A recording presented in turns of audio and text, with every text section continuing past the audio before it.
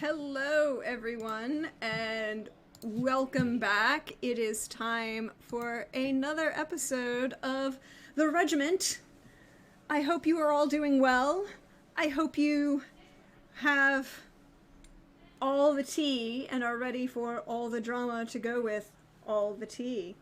But first, we're going to go around, introduce ourselves, let everybody know who you're playing.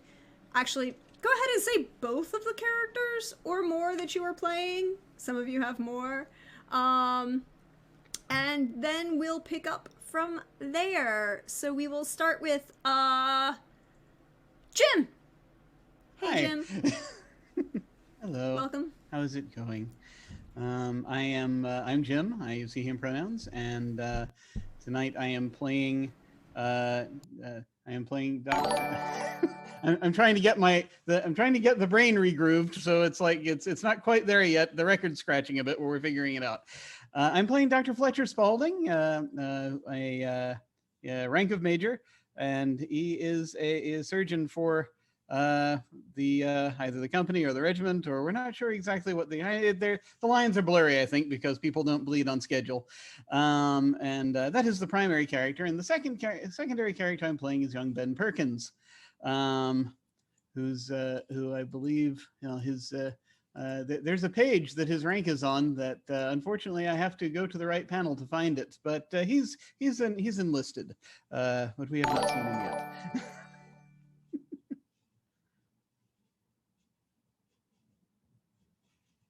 Greetings all. Sorry, all. I had to fix a thing. Fix some things. Welcome all of our new followers. So I wanted to make sure that you could all join us and chat and reset some things after some things had happened. Next up is, yes, we haven't seen Ben Perkins yet. We've heard about him. There's been some rumors. We might see him tonight. Who knows? But next up is Lieutenant Henry Valentine. Hey, Trooper. Welcome. Hello, I just unmuted so that you could hear me, and then I told you about it so that it was then not subtle, which is not how you're supposed to do that. You're supposed to just secretly unmute and then not tell people so that people think it's seamless. And anyway, I'm Trooper SJP, and it's nice to be here. I love this space, and I am playing Lieutenant Henry Valentine, a sort of farmer type who was raised up through the ranks, and I don't know, might have an issue with debt. Because, it's just, here's the thing. When you get raised up from the ranks, super cool, but then you have to pay for your uniforms. And I don't know if you've seen those uniforms. They're very expensive. And they have there's a cuirass, there's a lot of stuff that's really expensive. And that's just a lot of money when you don't have an estate in Scotland, like some people have estates in Scotland, but I'm not going to say their name, that person, because then the counter is going to go up. So I'm just going to think it in my mind. I'm just going to think it, the name, and then I'm going to, in my mind, shake my fist, but I'm not going to do it out loud. So that I counted it. Oh, dang it, Willoughby! So I'll just say it. And then I'm also playing Priscilla Quibble, and Priscilla Quibble is the sister of the person who takes of our farrier, and she is the most loving sister, the kindest sister, the most supportive sister that anyone has ever seen, ever in the history of all role-playing games in the entire solar system. And I just kind of feel like some people don't recognize that, which is weird. I don't know why.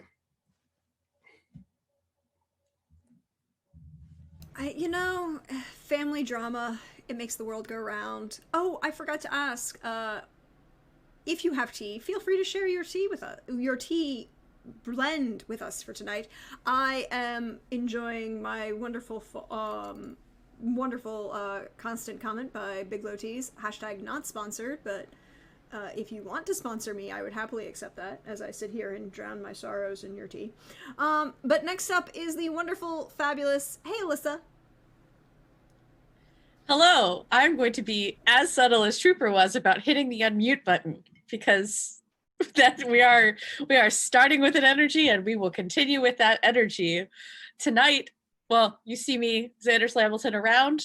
she, her pronouns in the real world, but tonight I am Captain Timothy Duncan Bisley, the most medium man that has ever existed, dealing with his darling wife who, well, it's a little cold here in Spain these days, on one hand.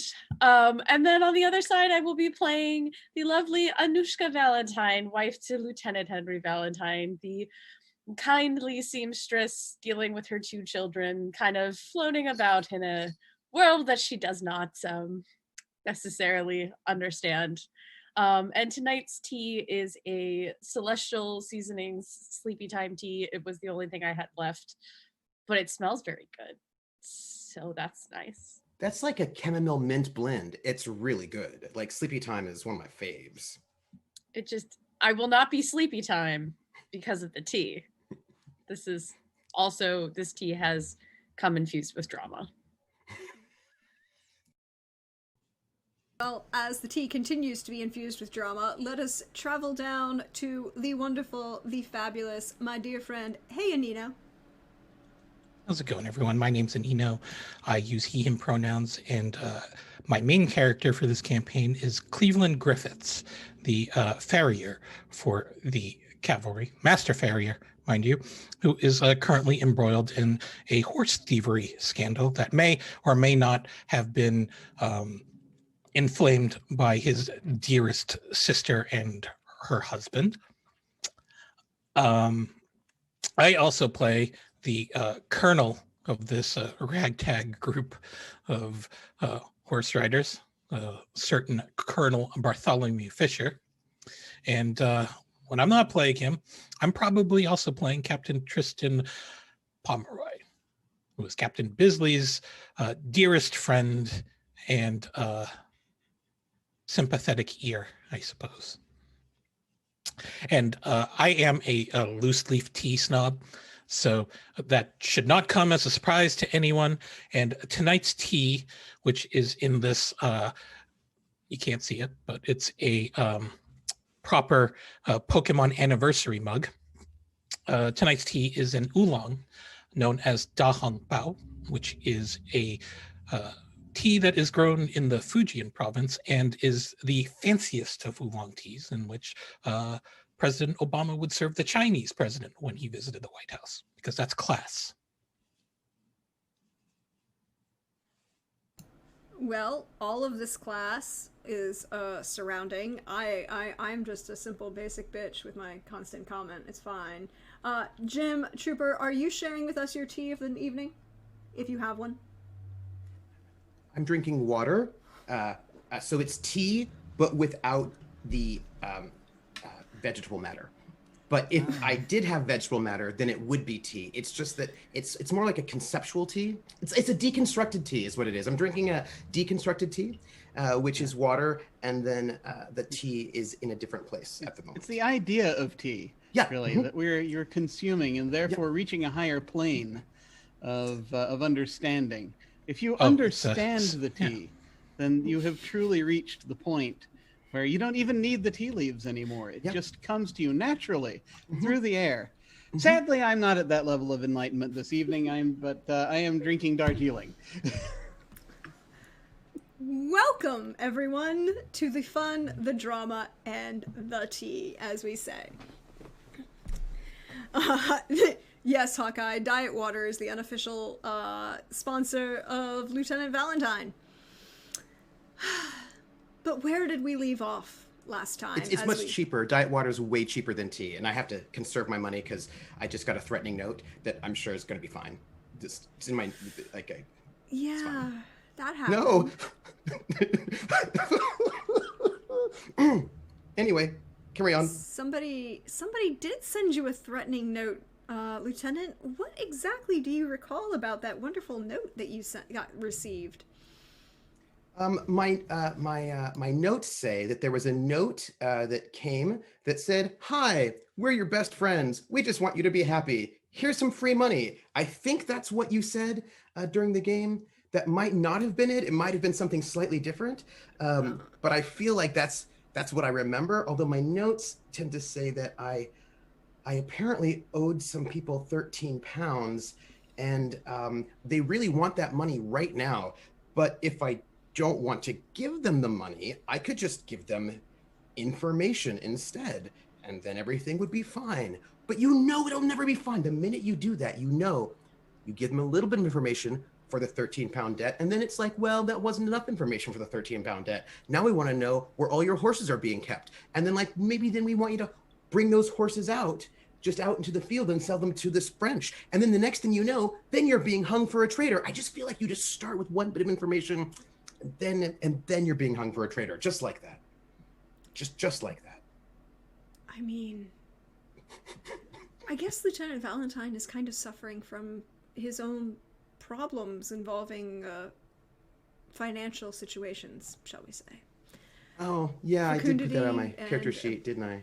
You know, ability to have funds. But other things happened as well last week. The good Sergeant Cleveland Griffiths did have a very pleasant and bonding conversation with his sister. That's not how the monologue went. That was how my internal monologue went, maybe. No, I mean, no, I'll just say that's how I it went. remember somebody spending a monologue token to see what was going on in Cleveland Griffith's head, and that was not the bonding that was happening. I do recall that now. You are correct.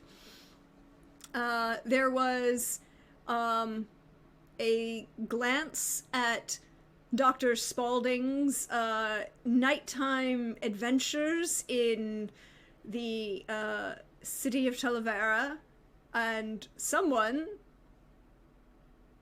spent a resolve token to make sure that someone else could notice Dr. Spaulding's adventures in Talavera. It might have been me stirring the pot, just, you know, that might have been me, but I can't confirm it. I support stirring the pot. Stirring the pot is fun.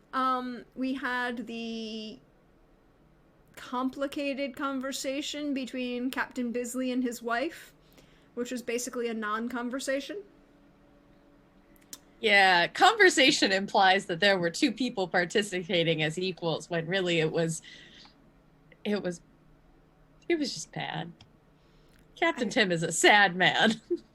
Captain, yes, I feel slightly. No, actually, I don't. No, you don't. Don't play that. No, you don't. No, I really don't.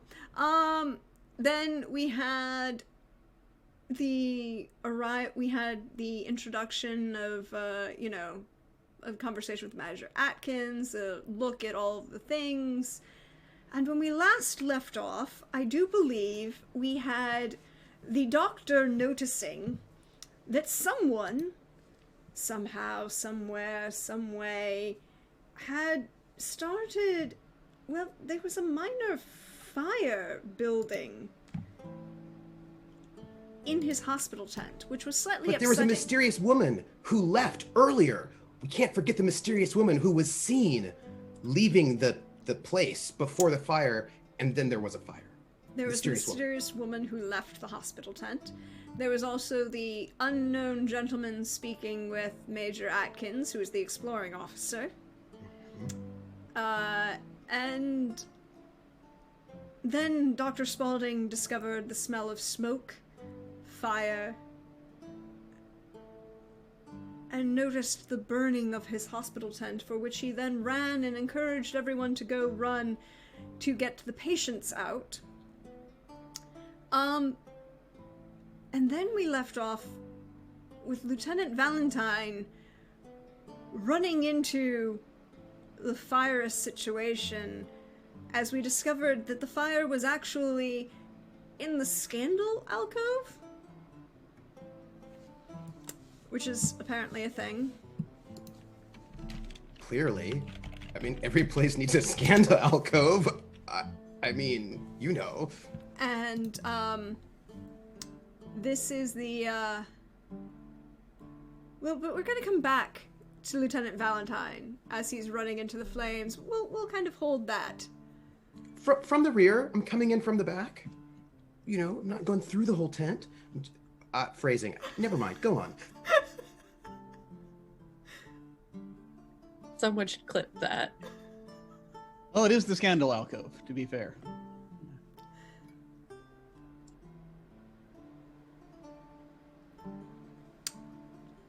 Yep. Yes, it is. That is the thing. But we're gonna go over to the other members of this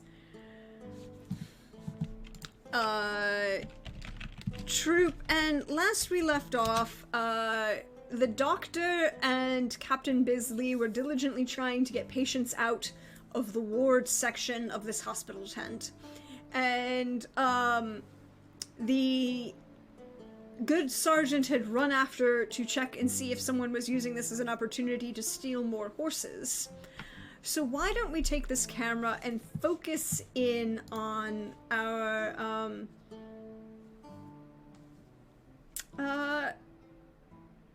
focus in on the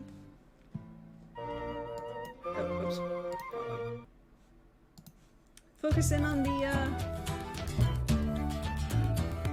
horses. Let's see what is going on with those good Sergeant Griffiths. What are you doing at this moment? Sergeant Griffiths is directing all the lesser farriers to ensuring that the stables are in fact not on fire as well, and that all the horses are once again accounted for, despite the fact that they literally just audited their horses yesterday. Okay. So why don't you go ahead and roll for me as soon as I pull the thing up. Awareness notice. And you're looking for an average success. And just to remind the folks playing at home, Lieutenant Valentine has 0 bonus dice. Cleveland has 1 bonus dice. The doctor and the captain have 3 bonus dice amongst themselves, and everyone has 2 resolve tokens, and everyone has a monologue token as those refreshed at the start of this session. For your notice, yes, you needed above a 6, you got a 10. That is definitely succeeds on the success. It's 2 degrees of success. So with that 2 degrees of success, no one seems to be approaching you or your horses. You do notice a couple figures walking around, starting to run now towards the hospital tent, in addition to the men of your unit, or your regiment, I should say. Major Atkins and the tall gentleman he was speaking with, the tall, lanky gentleman, close-cropped beard, square jaw, blue eyes, very square, slightly face. Not really. Artillery, yes. Artillery officer, yes. The artillery officer. You notice that both of them have started running towards the hospital tent and are making their ways towards you. Or, well, excuse me, not towards the hospital tent, not towards you. There doesn't seem to be anyone else that you can notice, or anything else you really see. No one is bothering your horses.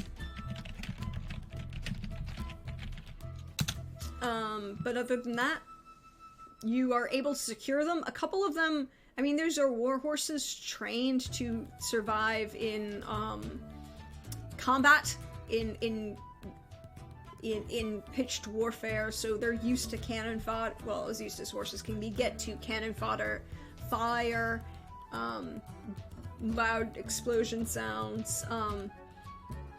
for the most part, they seem calm, well, relatively calm.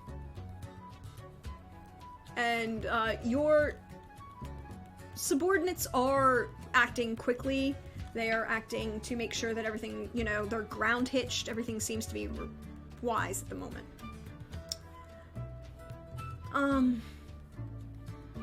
Are you attempting to do anything else at this particular moment? No, not at the moment. Cleveland isn't exactly what you would call a go-getter, so he is going to, remain at his station and let the more assertive members of the cavalry deal with the hospital tent. Did you just say that the sergeant was not a go-getter? That's what his parents said, like, all the time, like every single dinner, every time. I'm just saying that because as your sister, I know, but I would never say that. I would never say that about my dear brother. Oh, no, of course not. No. I'm just noting that our parents did say it. They're very disappointed regularly. Yes, Priscilla would probably say that if she was here, but she's not. Doctor and Captain, what are you doing?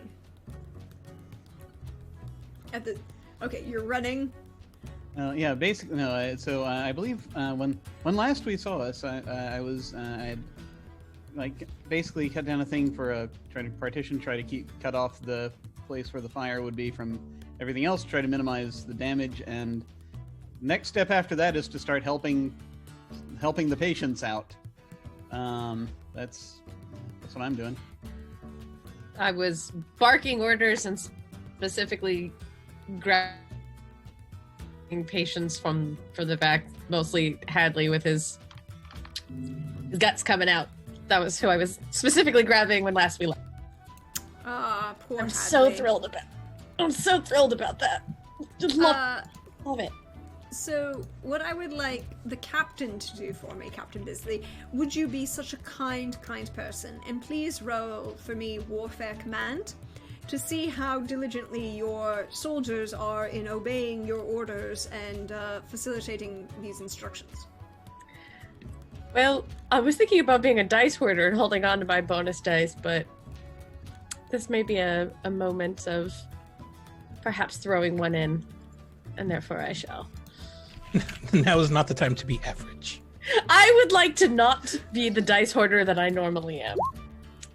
Ooh, 13. Pretty good. A great success.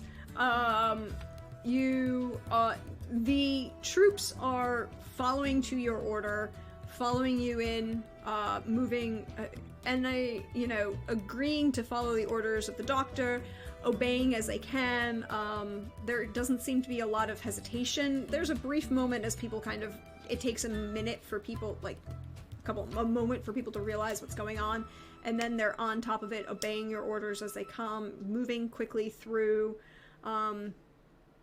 doing minimal, no one's causing any greater problems to any of the injured that are in this hospital tent by jostling them excessively or, dropping patients. Yeah. Any of Getting that the kind of thing. stretchers out and picking them up and stuff. Yes. So, Doctor, what are you up to? Probably it is one of those things where it's like I'm trying to if I've basically at this point I've cut off as best I can the back half from the front half, then I'm basically helping show folks where getting the stretchers out. I'm helping carry patients. I'm basically helping it's the whole thing. Get patient onto stretcher, pick up stretcher, go out, put outside, go back in, get next patient. That's pretty much the process. So I'm just sort of looking to see wherever and anywhere I may need to direct things, whereby it's like with particular patients where it's like we can't. No, this is. This patient is hooked up to this thing that's probably not an IV yet, because I don't know if we probably don't have those yet. This patient needs to be handled this way. This patient needs to be handled that way. That kind of thing. If there's like if I happen to know of particular conditions they have that they need, then I go to whoever's carrying those and make sure they know that carry them this way, not that way. That kind of deal.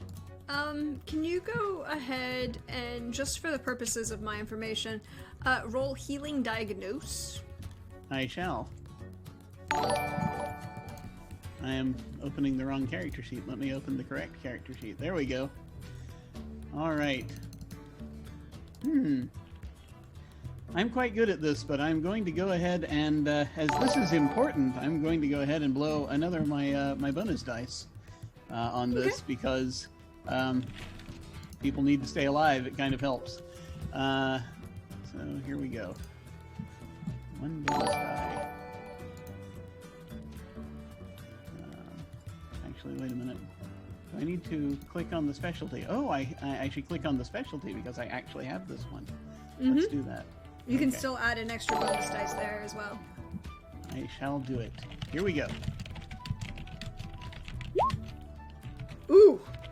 25. That's an epic level success. You are able to... I mean, you know these patients and you know who they are, but at the same time, you're also very easy to gauge the level of smoke, the fire, the way it's spreading, who needs to be moved quickly and fast, who needs to be moved more carefully and take more time, even if it'll take a couple extra seconds based on the smoke inhalation. So you get to you're moving very quickly on it. People are obeying your commands, obeying your orders. The hospital ward will be emptied in minutes. You see the smoke starting to billow through the divider that you put down, but the flames have, as you finally get the last of the patients out, have just started to kind of lick at that divider that you dropped. So it's not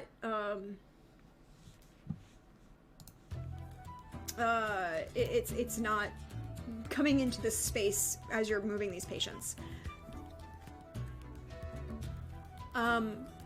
But I would like both the captain and the doctor to roll me awareness notice rolls.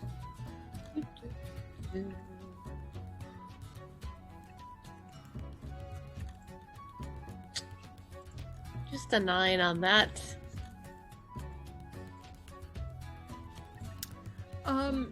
Doctor, as you are getting the last of the patients out, as everyone else is kind of moving, you will notice something. And this is where we pan the camera to the backside of this hospital tent. The scandal alcove, as it's called. Or more accurately, the good doctor's office slash bunk in this hospital tent. This is where Lieutenant Valentine had approached to and knocked one of the stakes out to get into the side wall to move the cabinets of medical supplies away from the flames. The explosive things. The explosive things. Things that are dangerous and a problem. Like ether and other medical supplies at the time. The ether being the important one here. At first I just wanted to see if the fire were small enough that I could just put the fire out, but I think the answer to that would be no. The answer to that was definitely no. Definitely no. Alcohol was another big one. Yep. And there were a couple other things in there as well. But as you've been working to get the patients out, Lieutenant Valentine successfully, although with some hazards and some difficulty, managed to remove the giant wooden hutch that contained your with the glass front doors that contained your medical supplies. I put my back into it. Yeah, he had to put his back into it. He may actually be eventually searching you out for some minor back strain after trying to move a heavy American English oak wooden cabinet. And on the ground, the earth. Yeah. It's a little awkward, but he managed to get it out. he then went back inside to see if he needed to save anything important, like papers or anything else.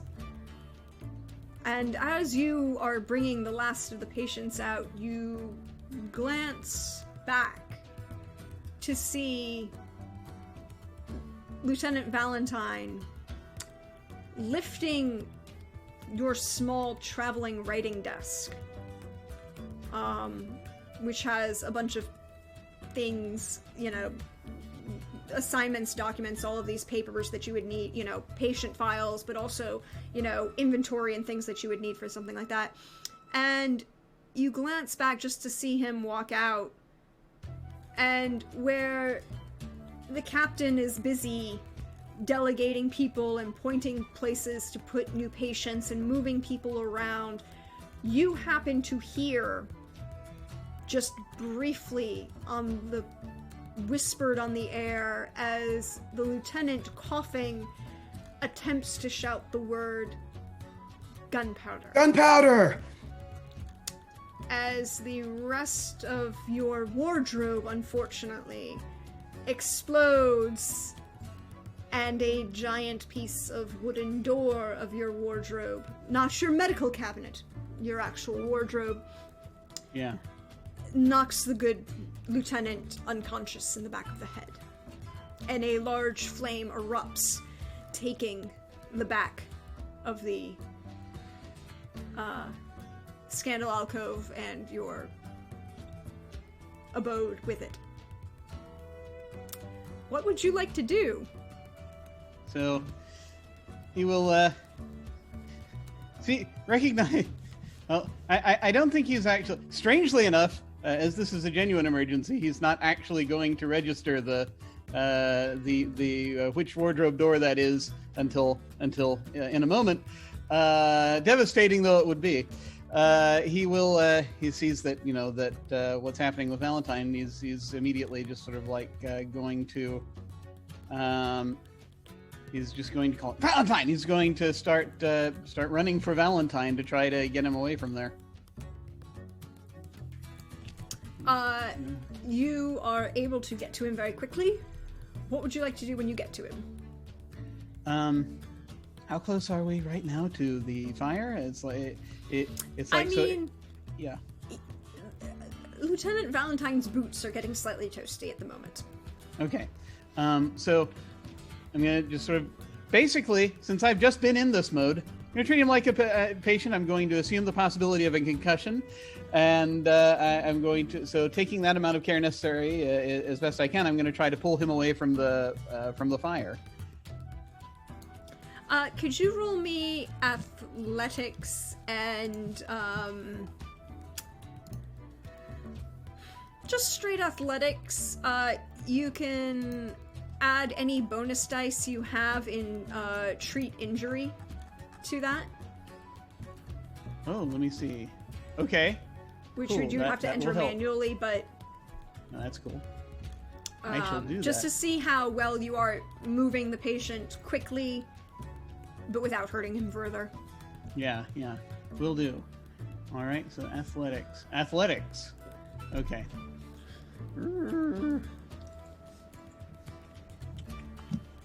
I'm gonna go ahead and burn one of my other bonus dice on this. I think. This is the thing. I got one left after this. Just to make it hopefully a little better. All right.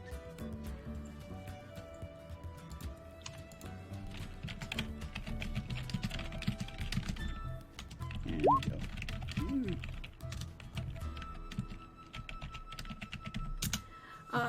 Did that include? Oh, yeah, it did. Yeah, that's yeah. That's not bad. It's not bad. Yeah, You it's- do it's manage. 2 treat injury dice and 1 bonus die. You do manage to pull him away. It is a challenging success, so you manage to pull him away from the fire without further damaging him. It's a little bit of an effort, however. It's you can feel the heat of this flame as it kind of engulfs the back end of your tent. It smells it smells sweet and heavy, and it doesn't smell like the smell of ether, which you can now look and see that your very heavy medical cupboard has been moved, but it smells like saltpeter burning. Now, I know I don't keep gunpowder in there. I don't think. Well, any more than I'd need for a firearm, and so yeah, I mean, that's. I don't think that would be a thing. You know, a single cartridge or two would. This is not the scent of a single cartridge or two. Yeah, that's very disturbing. But I'm not sure what I can. Yeah, the gunpowder is already burning. So there is no stopping it at this point in my mind. So I'm just going to try to get him away. Yep. And I will try to. If I see anyone nearby, as I'm pulling, and hopefully I'll just sort of like I think that's gunpowder in there. Someone yeah, because I'll echo what it was that Valentine was trying to say and getting knocked out saying, in an effort to try to mobilize those who know how to deal with these things. Could you go ahead and just roll me endurance just to see how loud you are? All right. I'll even give you a bonus dice for the situation because you've been barking orders all. Righto. Oof, 8. A number of people, some people have begun to respond to you, but the sounds of the flames and the response of people trying to put them out have kind of overwhelmed it. It's not a lot of people can really hear you. But the good lieutenant is unconscious as you've moved him away. Would you like to do anything about that at the moment? Yes. Am I also bleeding? Yes, you are bleeding profusely from the head. Yeah. Now I'm going to try to once I get him to a relatively safe place. I'm gonna go to work and try to check him out, see what's going on, and try to if there are bad things happening, stop the bad things. That's fair. That's fair. Would you like to roll diagnose ailment? I'll do that. I shall do that. All right. Here we go. Ooh, 22. He has been hit in the back of the head by exploding piece of furniture. He is unconscious, bleeding from a cut, but there does not seem to be any pressure on his brain. You're pretty sure you're not going to have to perform a tamponade. Which, if you don't know what that is, audience, it's where they literally cut open your skull and drill it out and relieve the pressure on your skull. Which was actually done at this point and perfected at the University of Salamanca a few years earlier. How's our situation with antiseptic and cleanliness in 1809? That's your bigger problem. So maybe don't do the tapping, right now. Well, as he's very conveniently with that drank. level of success, you get it's 1, 2, 3, 4. You get 4 bonus dice on your treat ailment or treat injury. Oh, excellent. To roll to treat the lieutenant. And I feel as the lieutenant has very kindly pulled the supplies out ahead of time, then my stuff is right there. So I feel as though that will help if need be. But I will go ahead and treat ailment as I'm doing so. I'm like, Valentine, of all the folks I thought we're going to do some unscheduled bleeding, I didn't think it was going to be you. And here we go. 4 bonus dice.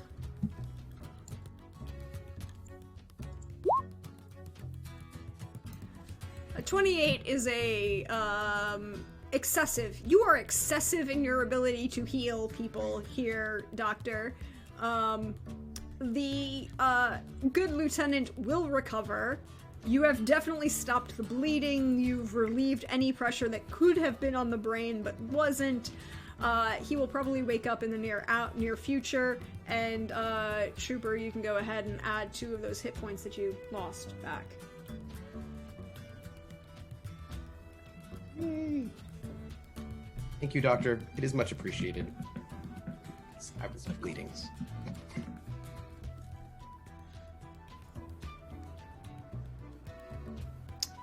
So, we have... Things are under control. Things have shifted. The fire is being put out. What would you all like to do? As the lieutenant slowly starts to rouse, although there is still a giant, stitches and large bandage on the back of his head. He's also slightly singed.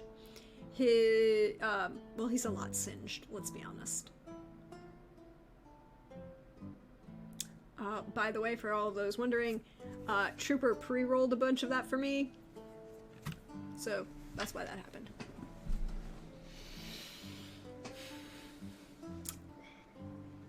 What would you all like to do?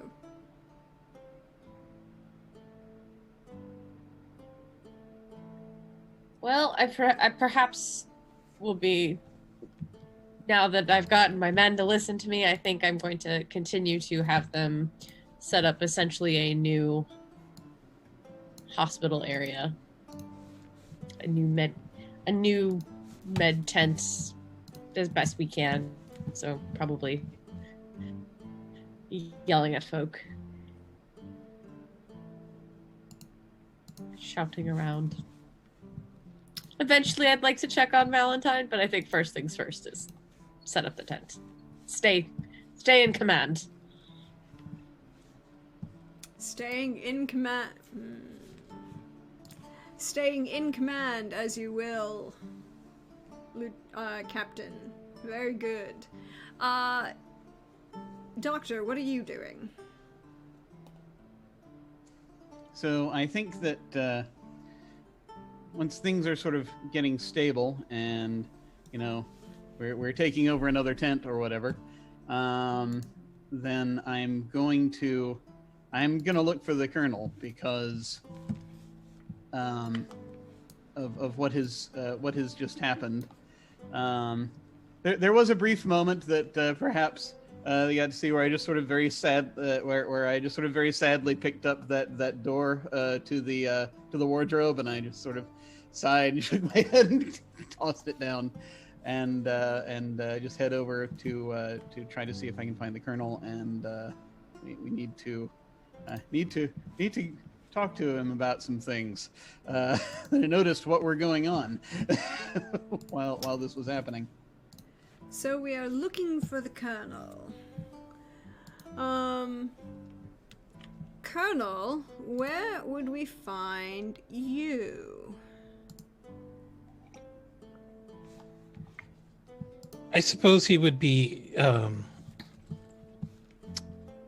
standing around the aftermath of the burnt medical tent, receiving reports from various folks within the cavalry about what they might know about the cause of such an event, as well as receive any sort of security report for anything else that might have happened around the camp during this time. You do receive a security report from your Master Sergeant Farrier, Mr. Cleveland, Sergeant Cleveland Griffiths. The horses were secured, and any attempts to make off with them in the chaos were halted. But you do see the doctor slightly worse for wear. Usually the doctor is one of those very fastidious, slightly foppish gentlemen, very concerned with his appearance. He's a little smoke-streaked at the moment, a little soot-ridden. There's also some blood on the cuffs of his shirt, where he was tending to a couple people.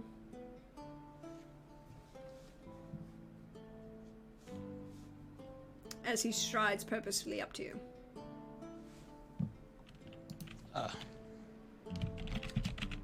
Dr. Spalding, and he'll salute. And your report, good sir. You look a little frazzled. Well, yes, rousing fire does have a tendency to put one's game off just a bit, it would seem. Though I must confess, I'd not thought that my attire was quite, while it has quite a great effect on folks, it's not quite that explosive. I smelled gunpowder as I was pulling out Valentine, and Valentine communicated that to me a moment before, in fact. Before he was hit on the head. It seems that someone around here is up to sabotage. Yes. Between our missing horses and now this loss of our medical tent, it seems that we have a little extra house cleaning that needs to occur. I trust that you will be putting together your own personal investigation of this. Well, yes, of course. I mean, of course. If nothing else, endangered the patients and destroyed 5 of my suits from Fleet Street. I simply cannot abide. Yes. Well, I trust that you will be kept busy conducting your investigation as opposed to, say, slipping out into the city in the evenings. And so you just sort of saying that.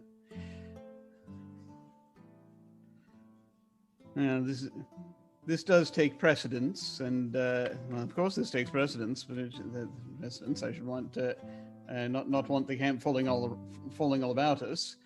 That said, of course, one wonders. That said, of course, one doesn't know yet, as I have no idea who is responsible.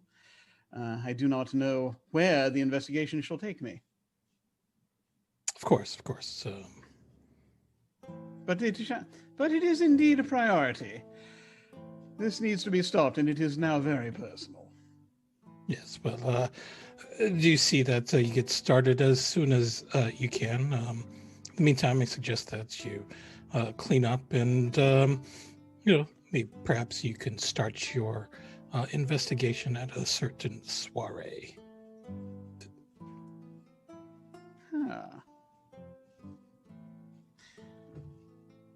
But of course, I shall have to reattire, of course. There shall be a bit of that shall need to go on for such things, but provided that I might leave the camp for that, then that'll certainly be taken care of. Of course. Make sure that you bring someone trustworthy to accompany you there. I've already a name or two in mind.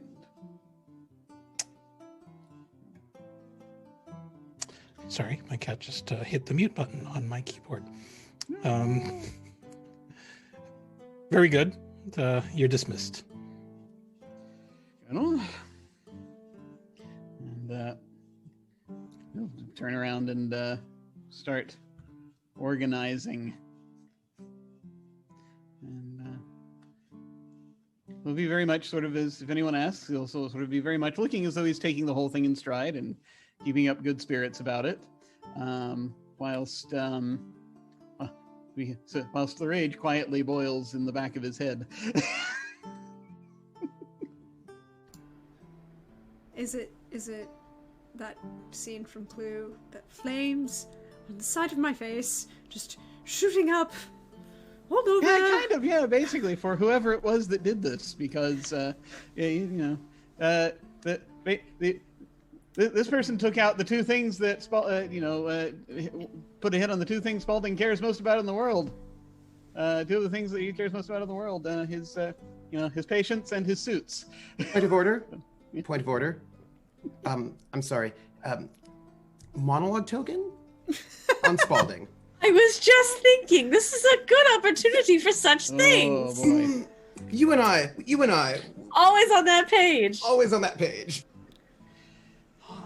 So what is going through the good Dr. Fletcher Spaulding's mind as he makes his way from the Colonel, after the Colonel acknowledges the fact that he's aware of the Spauldings' slightly clandestine nocturnal adventures and the destruction of his property and his place of business? Mm-hmm. Well, okay, we'll address that first. Now, that is rather interesting that the Colonel spotting me headed out. I wonder. He didn't seem terribly upset though, so I'm wondering if it was in fact, if he only saw me at the tavern, or if there was more to it than that. That's going to be a conversation I'll have to take care of later, I suppose. But one goes where one is needed. This business. There is a saboteur about, and we need to stop it as quickly as possible. And this, I don't understand. It must have happened very quickly, and it must have happened sometime this morning. And after. You would think she'd have caught something like that if it had happened before. Because, even if I had not, she certainly would have seen it.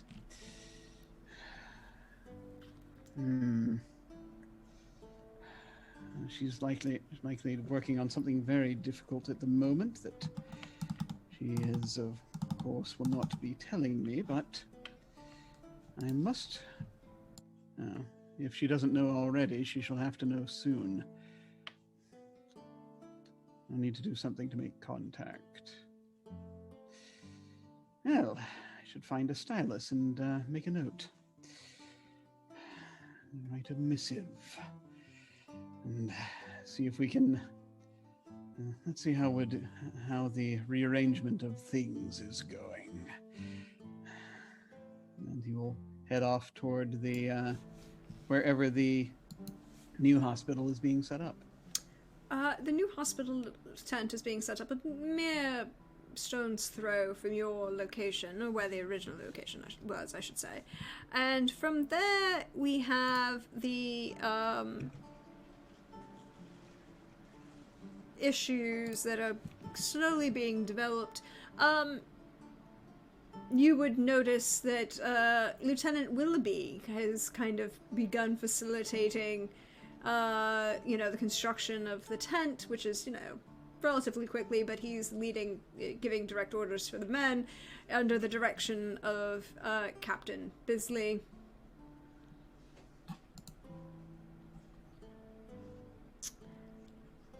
And it's about that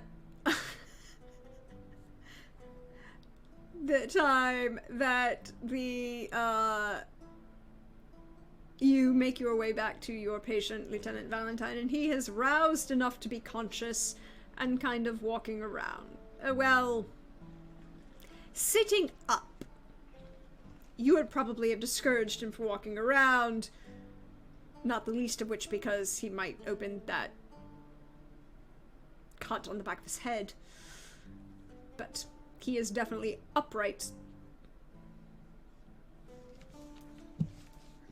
Just sort of got a cup of water there.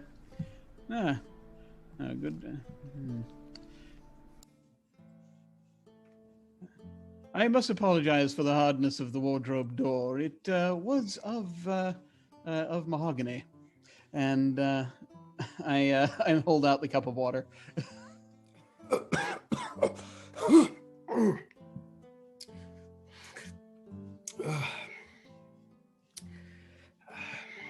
Doctor, there was gunpowder. Yes, I heard just before my that which contains my sartorial glory smashed you in the head. by the taste of it, sir, there was quite a lot of it. Yes, that's I smelled suspicious it amount, as, sir. as I was pulling. Yes, I smelled it as I was pulling you out. Someone must have planted it there, not long ago. Within the hour, I would say. Sir, clearly there's some sort of saboteur. And the Indeed. question is, they had to come in and they set the fire, knowing it would hit the gunpowder, which means the fire couldn't have been running for that long. So it couldn't have been long at all since they were there. But the Indeed. question is why?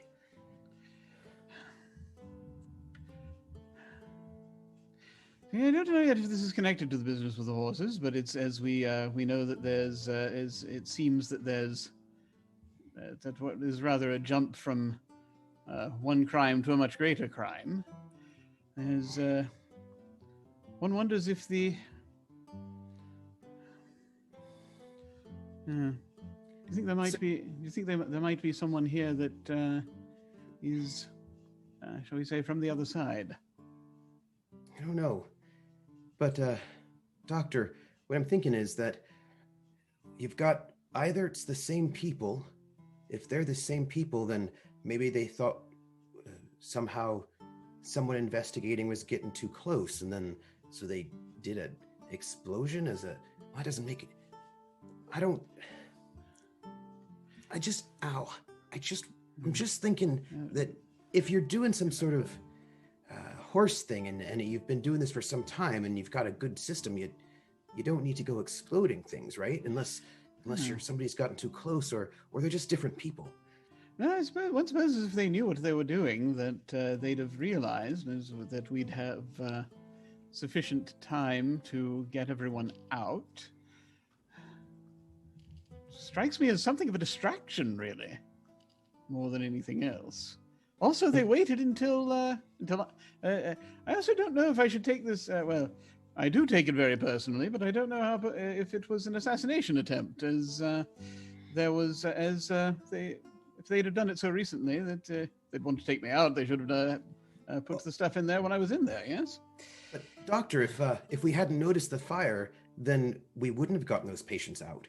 So whoever did it has got sort of perhaps deadly intent, and or maybe they were trying to get rid of your records, or. No,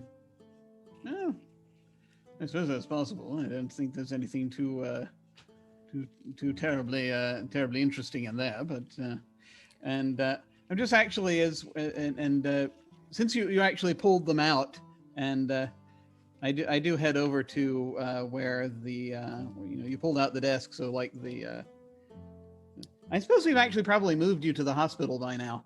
The new hospital tent. Yeah, that's probably where I'm sitting. Yeah, so it's like the logbook was the important thing, really, and is for a lot of the things in there. Everything else is replaceable one way or another. Doctor, I just was thinking this happened while we were all at muster. So when everyone was there to see it, well, when it would explode, at least if we didn't catch it earlier, we would have at least hit the large explosion. So if it is some sort of distraction, it would have been distracting us from what? And Valentine just goes through basically, okay, what are the things we have to do today? Like, what are our briefings for the moment? Like, just sort of thinking like, oh, hold on, if we're here, where are we not? Like, I'm just trying to sort of think of, at least for his platoon, where they are rather than where they should be. If we had any sort of missions for today that this might have disrupted, dear GM. Not per se. I mean, the army isn't moving out. Well, wrong accent. The army isn't moving out, and nope, still stuck. Which accent is the GM accent? I'm curious. Does the GM know what the GM accent is anymore? Nope, she doesn't. At this particular moment in time, the army as a whole was not moving out anytime soon. the control, and soon is a relative term, of course, but the capture and control of Talavera is paramount at the moment. So... Oh, well, Doctor, wait. You are mostly on stand down for a given value of stand down. Wait, Doctor, do you think this might hit some of the other companies? I mean, this hit ours, but maybe it's, do you think do you know if there were some other sort of sabotages against other companies as well, if it was just our area? No, not offhand, but I've been at the same unconscious. time... Sorry, I don't mean to be a Skyper. My dear fellow, asking questions is one of the most important things a fellow can do in life, I would say. No, I think that. In fact, I think there's. I've put off a bit of my correspondence. There is someone I should probably ask about that. But as it is, in fact. Asking questions is going to be our business in rather short order, you see. The Colonel has charged me to assemble... Well, they're doing things on their end. I'm apparently to assemble my own little cadre of folks to look into this. Ooh, I should probably get up and go back to work. Not yet. Oh. You've got I'm rather... fine. Well... That's it does seem that way at the moment, does it not? I mean, that's because you're still lying down, my dear fellow. I attempt to get back up, and I was like, oh. Yes. Give it a little time. You weren't hurt too badly, thankfully. There was no concussion, but it's just don't want to tear the stitches out, as apparently the back of the head is rather one of those places one has trouble keeping one's eye on. Is it normal to have like a ringing in the ears, like a big, powerful ring? Yes, that'll one shall have that, and with any luck, it'll clear up. Or if it doesn't, there are ways of managing it. Also, I think I threw my back out again. Ah. Yes, in the midst of things, let's have a look at that, shall we? Yeah. And like I imagine my jacket's off, and I actually am wearing pretty heavy wraps around my lower back to keep it supported. I hope they're okay with all of the fire. But like if I'm still wearing them, I would have these like fairly heavy wraps around my lower back just to sort of keep it stabilized. And I don't know if they're still on or not, but. It's just Yeah, the wraps are there. Your back isn't as thrown out so much as it's very colorful at the moment. Like from the base of your neck all the way to your lower spine. Oh, Doctor, wait. Where's my uniform jacket? Well, it's probably is it?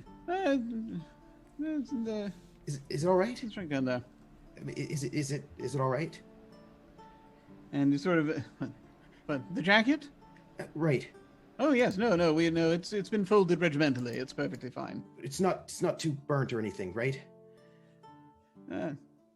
I mean, it's still serviceable. A tad singed, perhaps, but nothing that's. Well, I shall tell you what. We shall. If you're doing better, I'll come back and check around. But if you're doing better later in the day, and enough to return to duty, we shall see. Then I've a bit of an outing that shall need to happen that I think you should benefit from with respect to such things. Right, Doctor. Is Lieutenant Willoughby out and about doing duties right now? Did I see him? Oh yeah, he was in charge of doing a lot of the manual labor. He was directing the troops under the manual labor. He was being very fastidious and making sure the new stakes were down for your tent, checking out, that the creation of the new hospital tent was going exactly to regimental specifications. Oh, indeed, yes, he's part of the reason why this thing is up so quickly. If you could just clear me to go back to work just right away, that'd be wonderful. I mean, I can't just, Your back right now is a delightful work of art of many colors, so I think it should become slightly less delightful in that regard before you return to work. Give it time. I'll not have you bleeding again, and ruining those delightful stitches I put in. I did take quite a lot of work at them. Yes, doctor. It's just that I have to get back to work as soon as I can. Understood, Valentine. Your eagerness, while is very commendable, but at the same time, shall we say, a bit self-destructive. I shall let you know. It won't be long. Right. I'll just lie here sort of on my side because my back hurts to lay on it, and also ow. Yes, here, like that, and I'll sort of help you position yourself, and they'll be like, yes, it's all right. Think of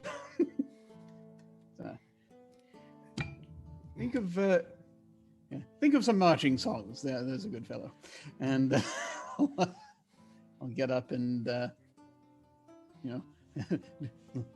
continue what I've been doing with all the patients and what have you, just making sure if just we're getting keep it Willoughby being all amazing in front of everybody. I just note it. I mean, you also note him kind of coming through as the doctor leaves, following his orders, being very shiny and polished as the sun just kind of pings in directly the right way of the very polished shine of both his boots and the embroidery on his lapels. That's cool.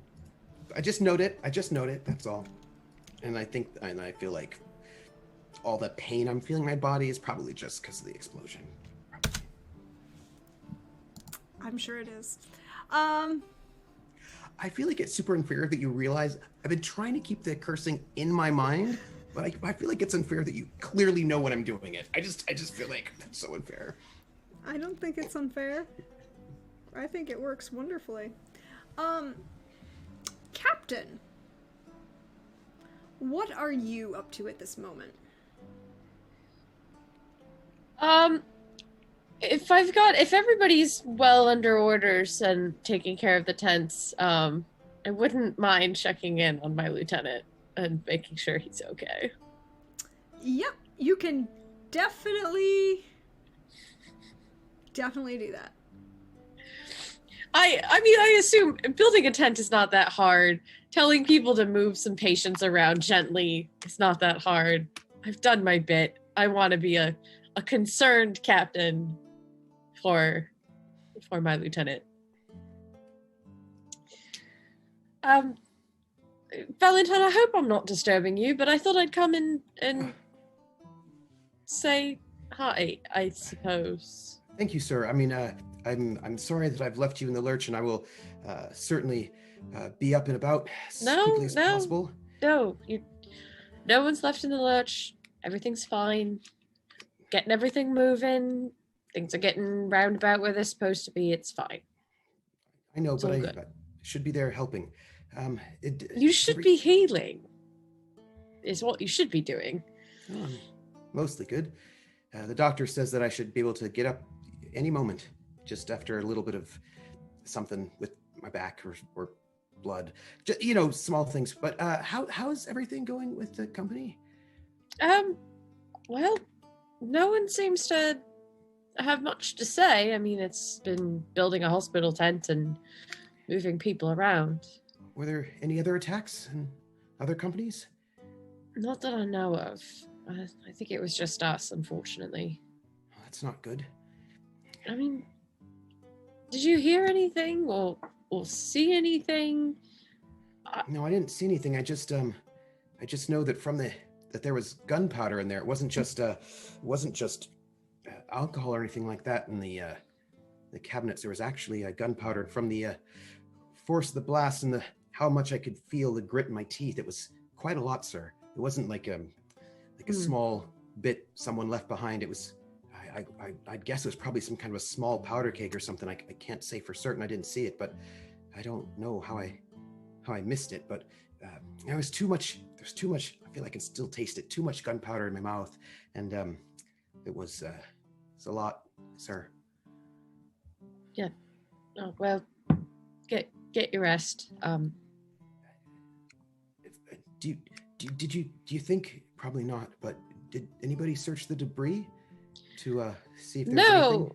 No, I was actually thinking about doing that. Maybe there's, I mean, maybe some of the bits of we could see what was held in. Probably not, but maybe something in it. Yeah. Right, you didn't see anything, but you smelled something. The gears are like turning in his brain, and he's just like makes like a very hasty goodbye. And I definitely want to go check out the debris. It's like something's not adding up in here. Just like sort of raises his hand to say something as your back is turned, but then doesn't feel good about it and just kind of puts his arm back down and. So as the captain leaves to check out the debris of this small, well, what was the remains of a hospital tent and the scandal alcove. It's a shame to lose the scandal alcove.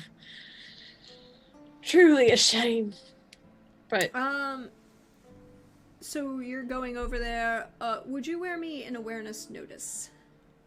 Roll me awareness notice. There we go. Awareness notice. I still have 2 bonus die, do I not? Yes, you do. Dice.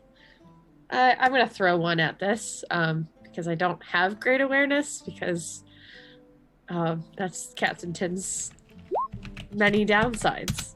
But I got a 9. Digging. You're a dreamer. You try. You're digging. Have my reasons. You dig through the remains of this hospital and the scandal alcove. You can definitely now smell the traces of gunpowder that are left. You've been on a battlefield long enough that it's not an uncommon scent. But it's a mess and you really can't make heads or tails of it. You know that there's gunpowder here. You know that it's really burnt. It's a big old mess. Also, now it's covered in, like, water where they went to put the flames out. And so it's a big old dripping, wet, soggy, unpleasant, stinking mess. Yes. All right, well, lots of gunpowder. Aiming to hit the doctor for some reason. Unless he wasn't the target, but most likely. I think my next stop is to go check in with Griffiths and make sure there's nothing weird with the horses. You make your way towards the good Sergeant Griffiths. Seems to be, a couple others are there, checking on the horses. You know, just general men, you know, rank and file. But, you see Cleveland. Sergeant Griffiths, all well. As well as it could be, I suppose. Yes, actually. And Sergeant Griffiths was actually walking away from his post. He had an idea, and he was going to try to act upon it at this moment, but then paused when Captain Bisley had interrupted him. Am I keeping you from something? Not.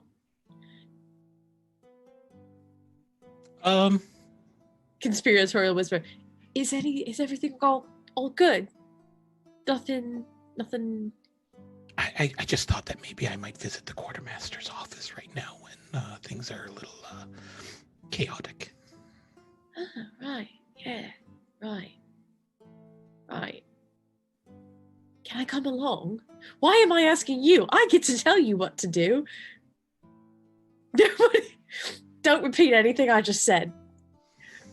To the quartermaster. He's gonna like puff up a little bit to try to look like he's the one with the idea.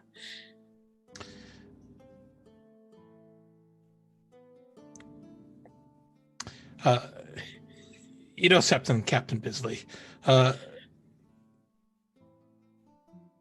you're exactly how I imagined I would be if I happened to stay with my family. Thank you. I think. That wasn't a compliment, but let's go. I didn't think it was, but I'm going to take it as one regardless for my ego. Still a slight mutter. What ego? The medium-sized ego, yes. Medium ego. Medium man. Sure. Well, the captain attempts to inform the regimental sergeant major of what he can do. I remember my chains of command.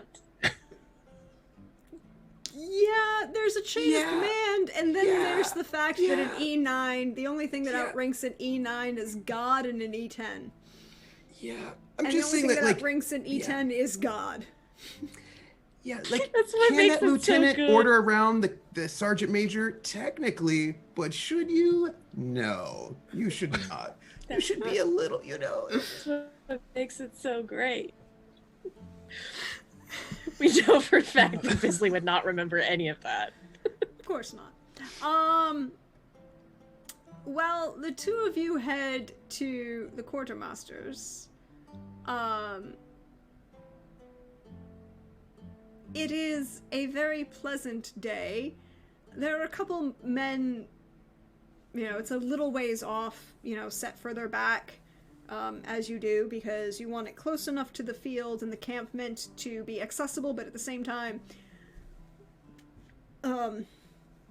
not a hazard or in the way during combat. So set back a little bit from the front lines. It's going to take you about an hour to get to the quartermaster's office. Assuming that you're walking. If you're riding, it'll take you like half an hour, 15, 20 minutes. We'll take the horses. I mean, what's the point of being a master farrier if you can't take horses? Horse time.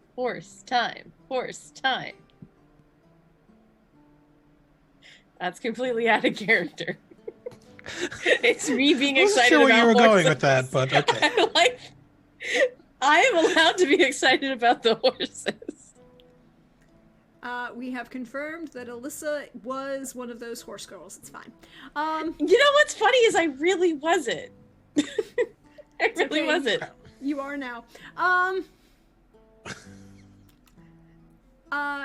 You approach and you will notice a number of things. Number one, the first thing you notice that there are 3 of the rank and file kind of hanging around. 2 chosen men and young enlisted Private Perkins. One of and the chosen men are Hagman and Daniels. Chosen men being kind of like a rank. It's not really a rank. It was kind of like a designation. An enlisted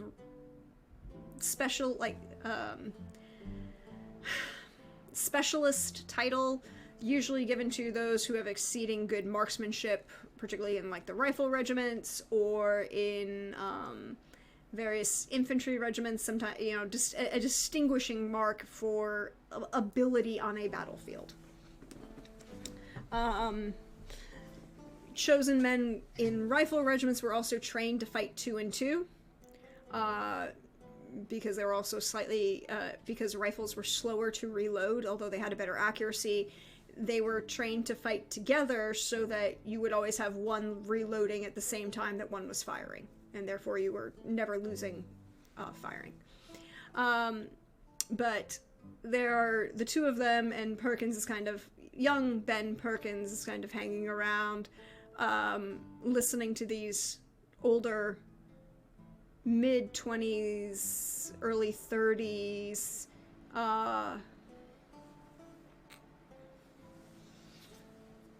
you know, kind of gentlemen of career, well, lifelong,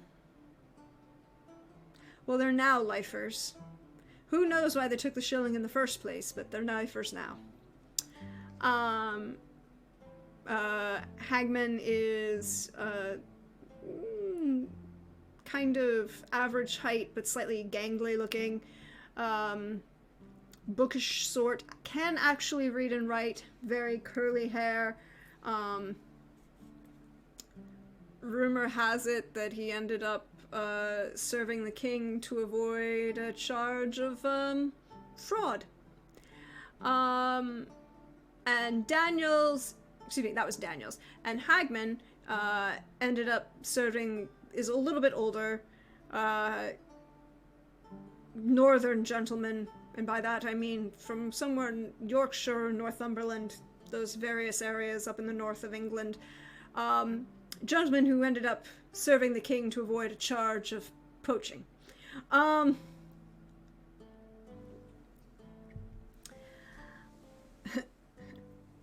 Exactly. Pauper's prison or serve the king. What a choice you had. But they're kind of,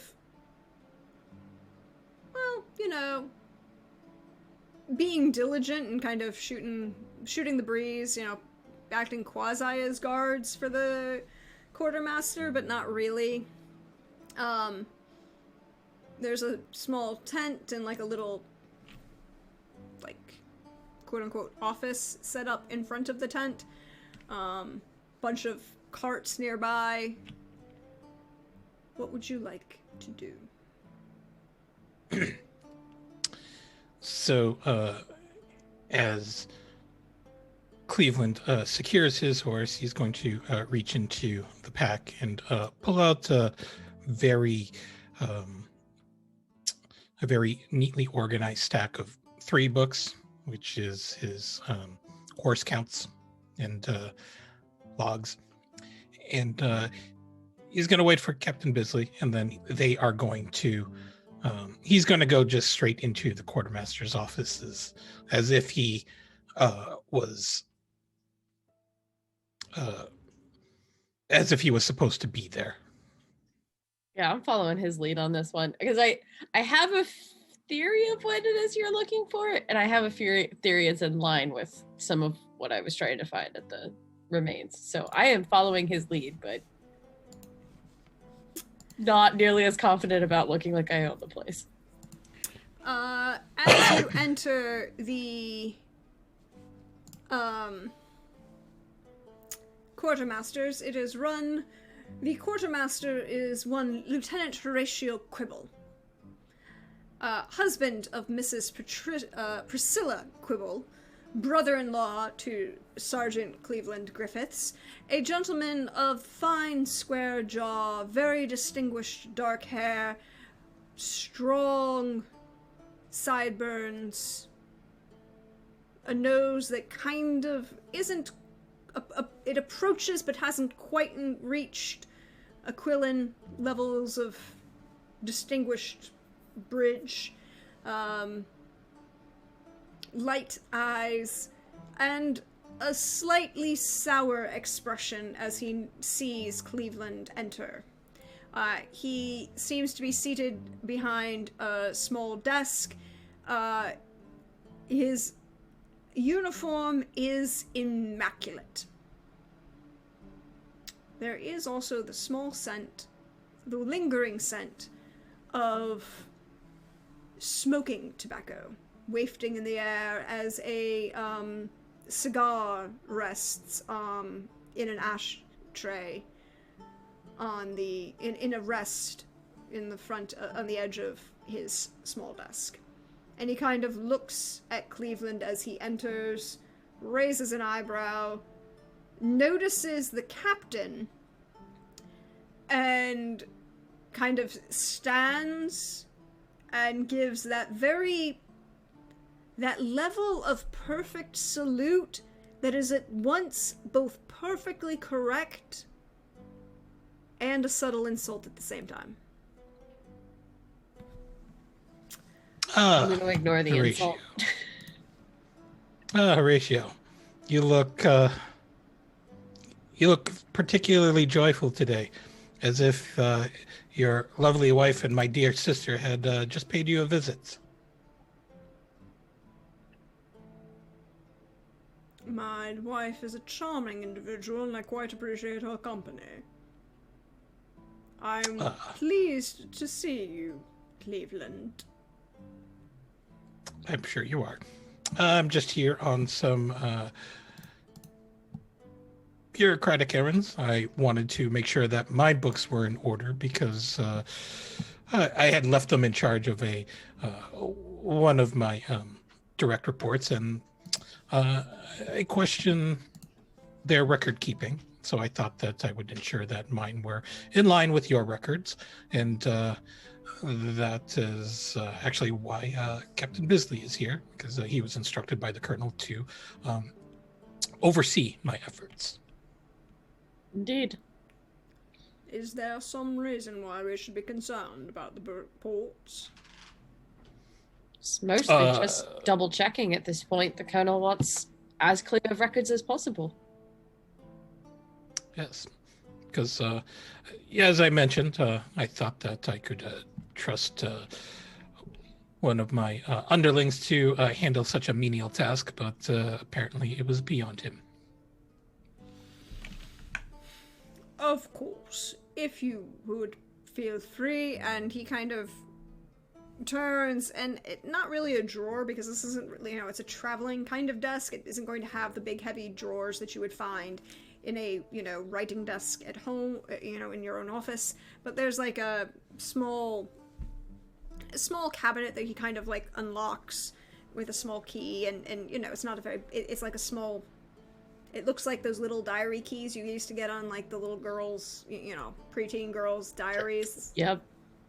Really did jack shit to keep anybody out of.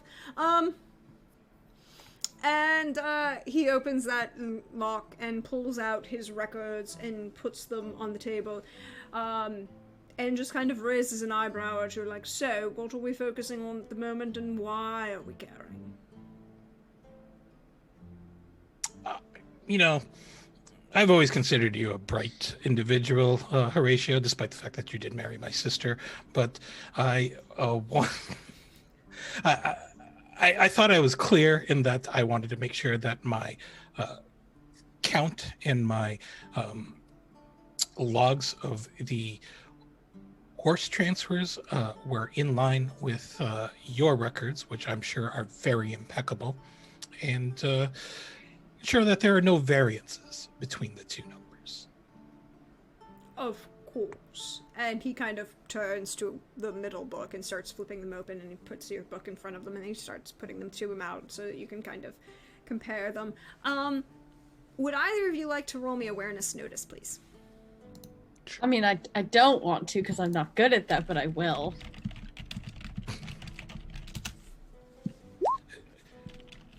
Nope.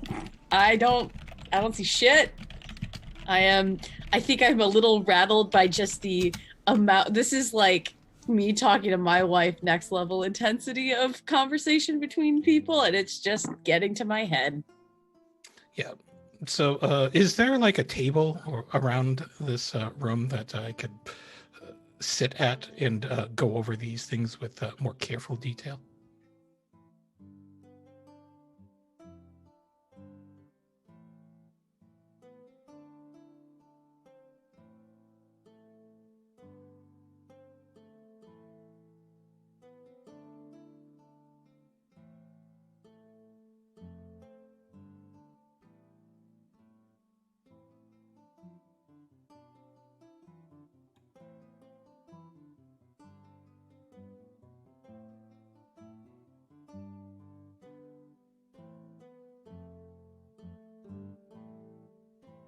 Thanks, Coldrake. I'm apparently muted, and that's a thing. As I was saying, no, there really isn't another table in here. There are chairs. There's another chair on the other side of his desk. It's less of a traveling desk and more of a collapsible table. So it's about 4.5 feet long and just about 2 feet wide, but it collapses down so it's easy to transport. Oh, but okay. So you can kind of sit across from him. Right. So it's like one of those tables that you can power bomb someone through. And, Yes. Not that you're going to power bomb him through this. If Jimenez was here, but, he'd be looking at this and going, "Oh, I could put Fiona through this in a heartbeat." Yeah. But anyway, so I'm going to use a bonus dice, and Cleveland is actually going to sit down, but he's not going to show his records. He's just going to tilt his book upward just a little bit so that he can't peer over them. Okay. So go ahead and roll me. Ooh, 15. 15. The first thing you notice immediately, Cleveland, the handwriting in this ledger is your sister's.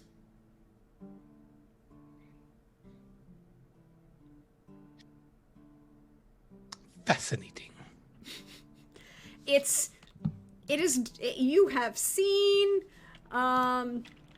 this style of handwriting, this kind of attempts she has on times to limit the abilities to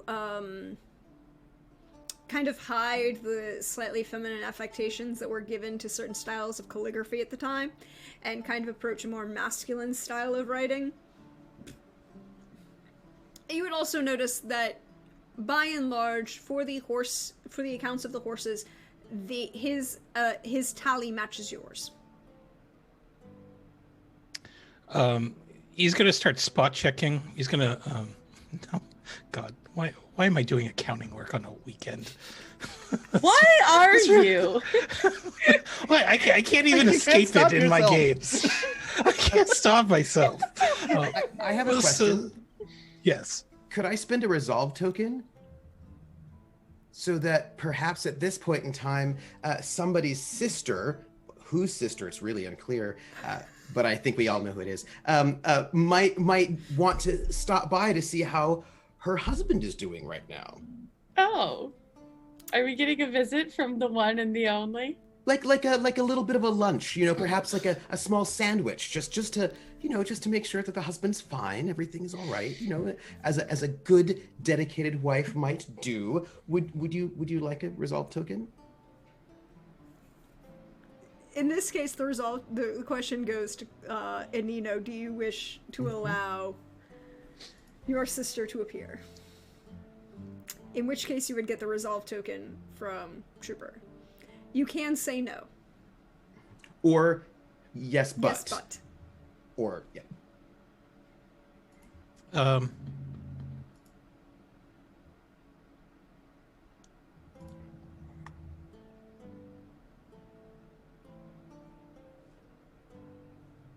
trying to think of that, a good but condition here. Phrasing. I mean, it would be like she could come in, but she can't see your records. I was thinking that, but I was also thinking that someone else could come in too. That can always work as well. Oh. I'm trying to think of the perfect foil to cause this standoff. I can think of some bad ideas. I can only think of bad ideas. That's why I was thinking of the records. Think of bad ideas. Hang on, let me look at this at the NPC list really quick. Who could? I'm thinking. Who could I? In chat. Yeah, you know what? We'll have Perkins accompany her. Maybe Perkins is actually trying to dissuade her from entering the very crowded office as well.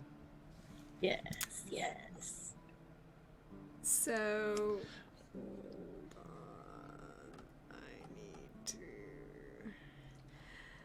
Okay. All right. The shawl comes out. It does. There's a costume change on the whole left side of the screen. Yeah, I was So much.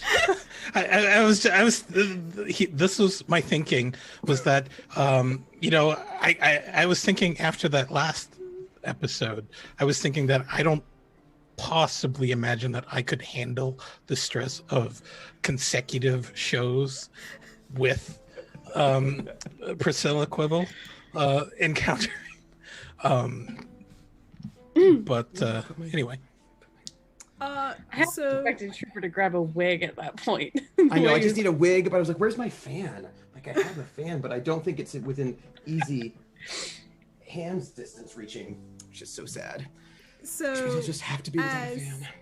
What we see is as Cleveland sits down across from the table and Quibble starts to flip through, compare the two ledgers and notices the appearance of the fact that the writing in this ledger is distinctly his sister's. He hears from outside this tent of this quartermaster station the tones of Ben Perkins attempting to prevent Priscilla Quibble from entering with an astringent voice, as you also hear her astringent voice saying something along the lines of, oh, but I'll just be a moment. It's not that big a deal. Just a moment. And I think that's where we're going to go ahead and take the break for the evening. And we will let you all refresh, get some more tea, allow Trooper a moment to find his fan. Thank you. I appreciate it. And we will be back in about 10 minutes, and we'll see you shortly, y'all. I need my fan. It's important.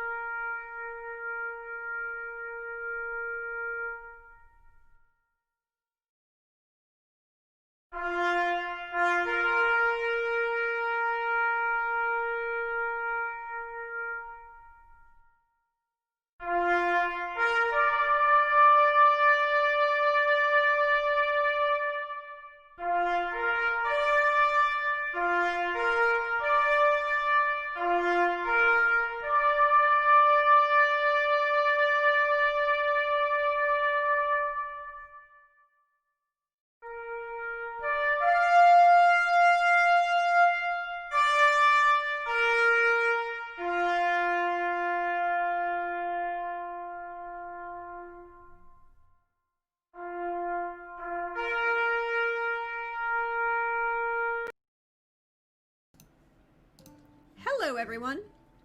We're back. And when we left off, the resolve token was spent so that Priscilla could approach this meeting, kind of bring a nice picnic hamper of edibles to her husband.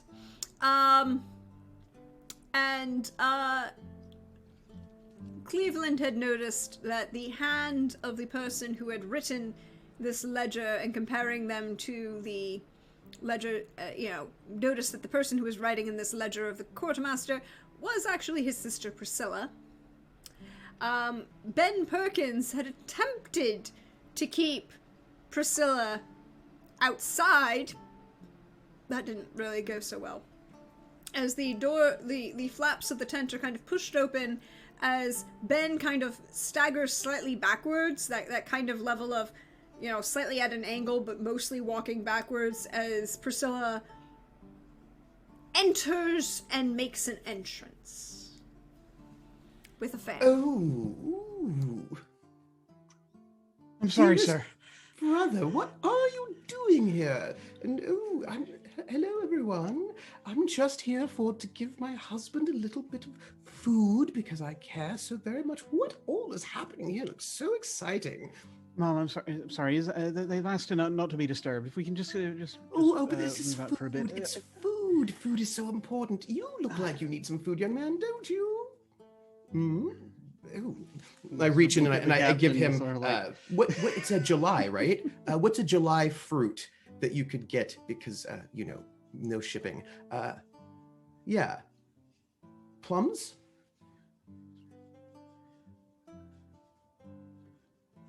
Grapes.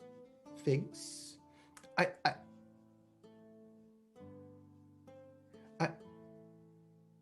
yeah.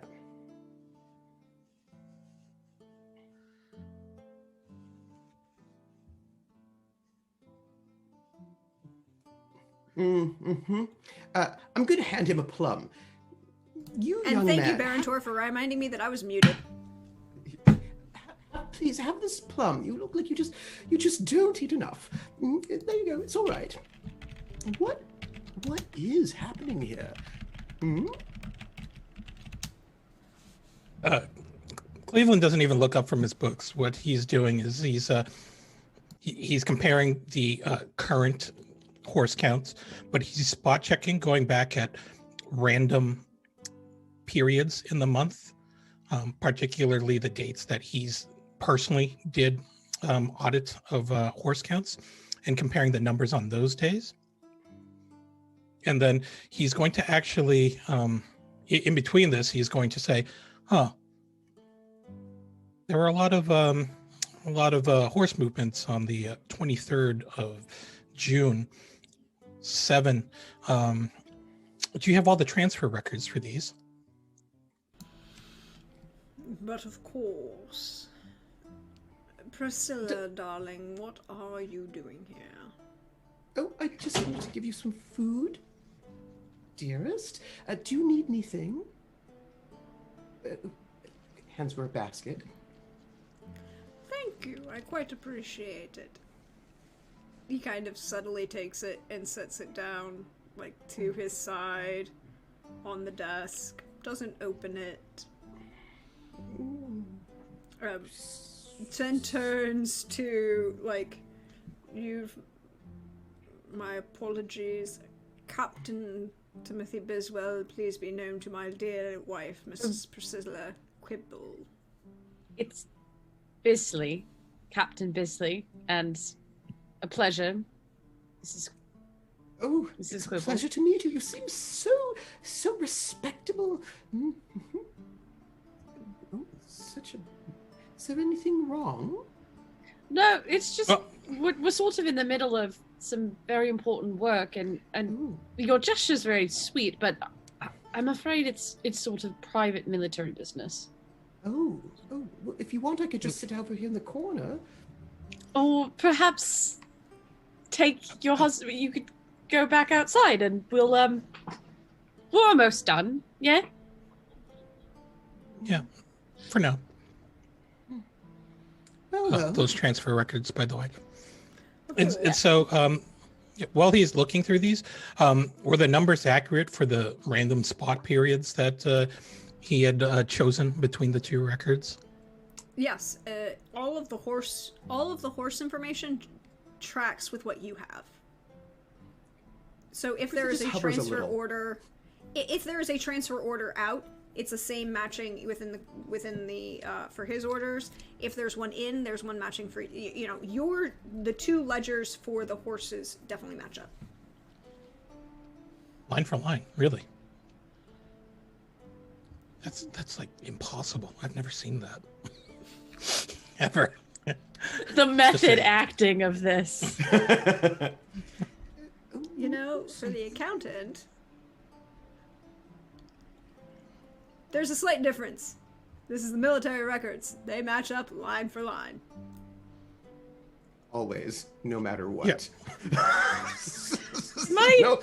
Am I allowed to, as Mrs. Quibble is attempting to peek over Griffith's shoulder, perhaps lightly box her out? Not in like a I'm going to cause her harm way, but just sort of like Being in the way. being very much a man in the way. Oh, you This seem very so medium man strong. is the man in the way. You Yeah. seem quite strong, Captain. Only a bit. We shouldn't be much longer. If you would like to go back outside, we'll come get you. Once we leave, you're welcome to have your Oh, well, but I fine would- meal with your husband. Yes, well, but Perkins, I wouldn't want him to feel. I don't know. I mean, it seems if I Oh, left, he might be Mara, if you depressed. could I mean, just I come feel with like me, he wouldn't be please. doing his job or anything. He's been ever so kind to be my escort and everything. If I just left, he would. I feel like he would have no purpose in life. No, Perkins, you can take her with you, yeah, and go about. Go about your- Actually, Perkins, yes. without looking up, he's just going to ask, Perkins, are you here on duty every day? Yes, Sergeant. How often does my dear sister visit these offices? Perkins, I feel like the captain is correct, and I feel like we should take a little bit of a constitutional. Please escort me out, Perkins. Although I would love to hear the Perkins just answer. sort of looks blank I- faced sort of between the between Griffiths and Bisley, just for briefly not knowing what to do for a second. I would love to hear the Captain- answer to that question, but then perhaps the constitutional would be worth taking, would it not? I want a description of what Perkins looks like. For the audience to picture, as we have the Captain Timothy Biswell, the most medium man of men, the slightly Bisley! Bisley. Sorry, I keep doing that. No, It's we not- can get his name right. like, No, the I first appreciate it. the first time was Definitely entirely great. the first time was Quibble being entirely intentional about the mispronunciation. The second time was Deirdre not getting it right. And that's my bad. Then there's the Okay. taller, muscular figure of Cleveland Griffiths, who is a farrier and a man around forge and dealing with horses on an extreme level. Very physical built man.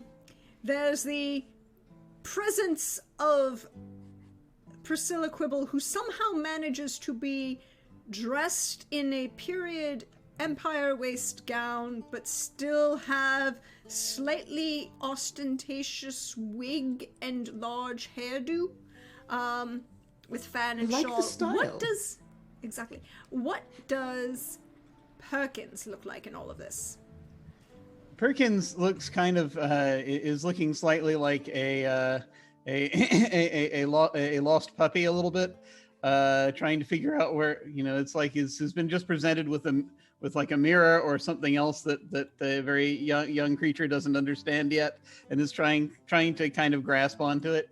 He is one of those fellows. He's fairly tall, and actually he would be very handsome if he didn't have this sort of way of, no matter what he wears or no matter what he does to try to clean himself, he always looks a little bit shabby. He can't seem to ever get to the point that he is as groomed as he wants to be, because there's always some emergency or something that's coming up. He's always running back and forth from thing to thing, that he just doesn't have. He doesn't have the luxury to try to try to keep things clean. He's an enlisted man. I don't know what his rank is. He is just a basic enlisted. He isn't any level of, he's a private Ben Perkins, okay. Yeah. and he is young. Yes.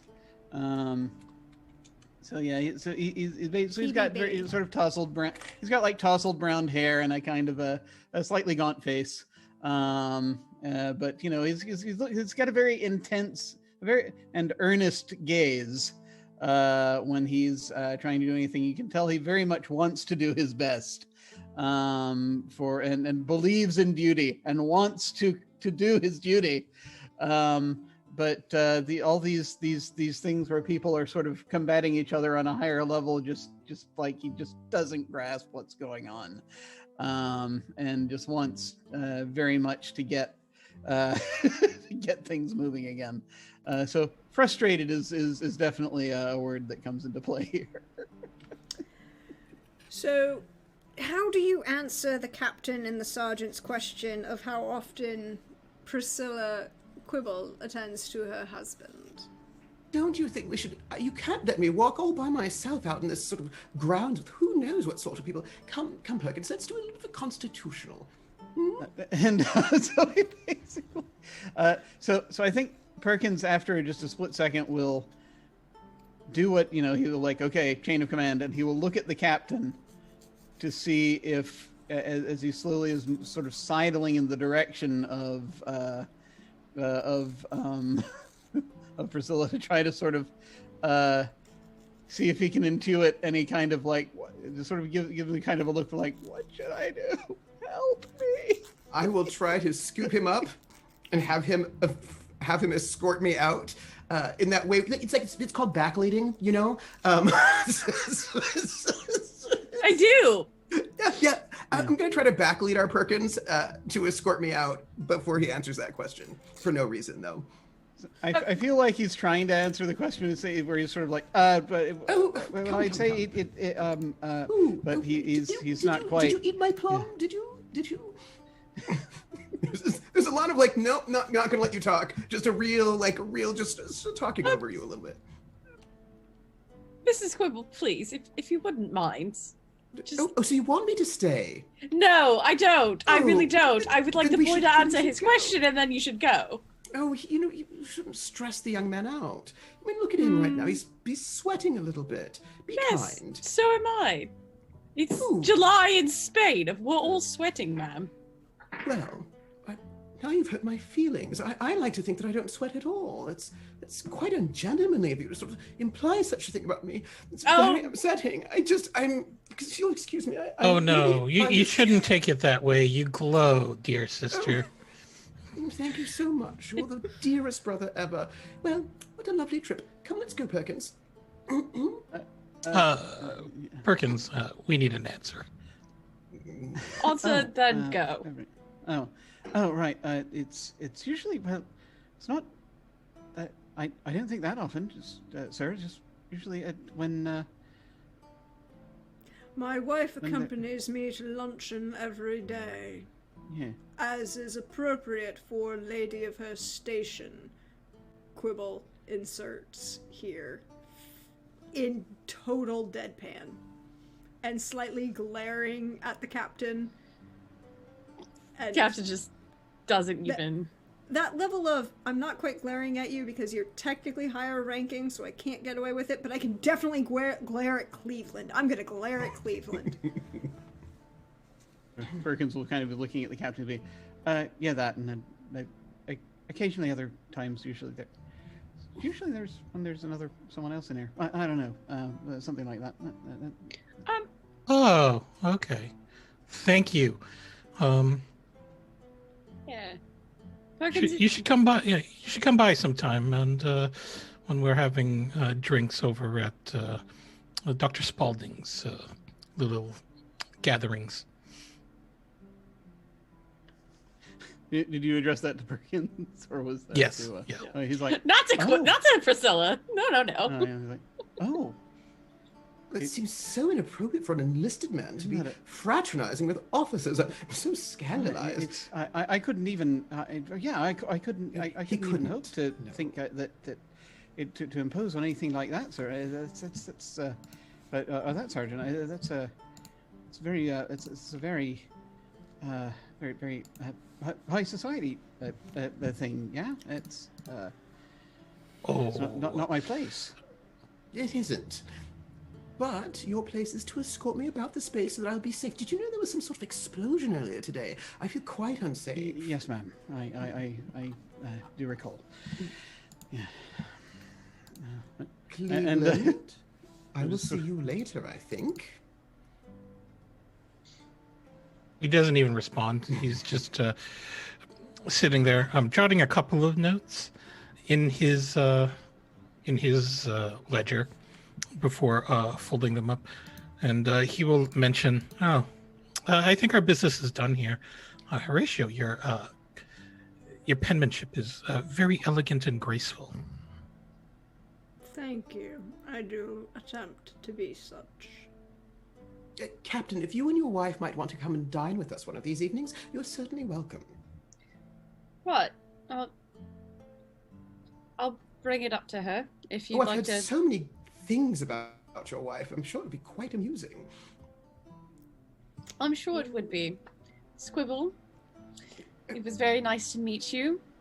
I apologize for offending your good nature, and I hope you have a lovely luncheon with your husband.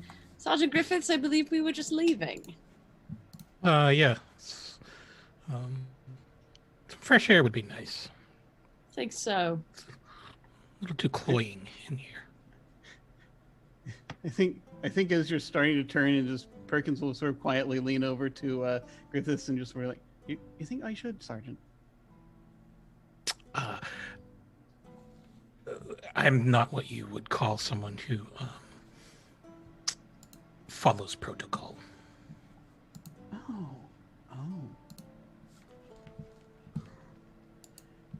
Isn't that right, dear sister? That you're very good at your job, as enlisted as it might be. Yes, I have heard that you are very good at your job, Sergeant Griffiths. And last I had communication with your dear mother, she definitely extended a fondness for your dedication. Darling Horatio, was that when my mother corresponded with you and gave you a bit of a card as a token of her affection for you as such a lovely sort of partner and son-in-law, and someone that she really looks up to and is never at all disappointed in and is so proud of you? I think she said how proud of you she was. It warmed my heart. It was quite a pleasant communication correspondence with your charming mother. Yes, Sergeant, you really should write to your mother. She's such a wonderful correspondent. I'm sure she would love to hear from you. I suppose that would be certainly thing a loving son would do. And then he just walks out at that line. Captain, say hello to your wife from me. I'll be sure to do so. I'm sure she would love to have a new friend around the camp. Oh, I've heard she's had quite a few already. It was so lovely to meet you. Oh, it was lovely to meet you as well. So the captain and the sergeant leave. Ben leaves. Priscilla, I'm assuming, stays to have luncheon with her husband. She does. And just fill him in on the last conversation I had with my dear brother, just so he knows exactly what's happening all the time, in case it comes up. In case, for example, things, just a little that lovely discussion over lunch. Yes, yes, very important discussions were had. But we're going to wind the clock forward a bit. And instead of things as moving in the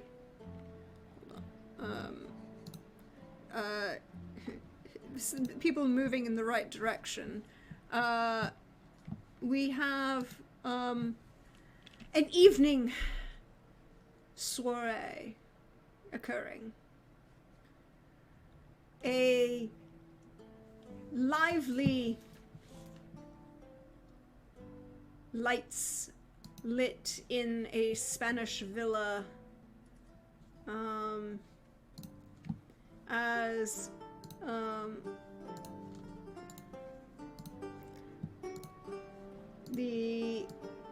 you hear music playing. The officers have made their way to the house of Don Francisco Serrano. Oh, sorry.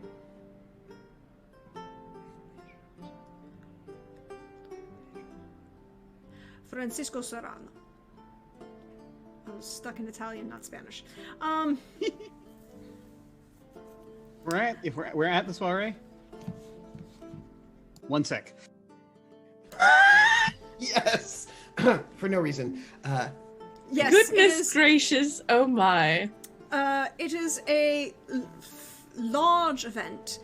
A number of local nobles have attended, younger local nobles. Francisco Serrano is about 30. He has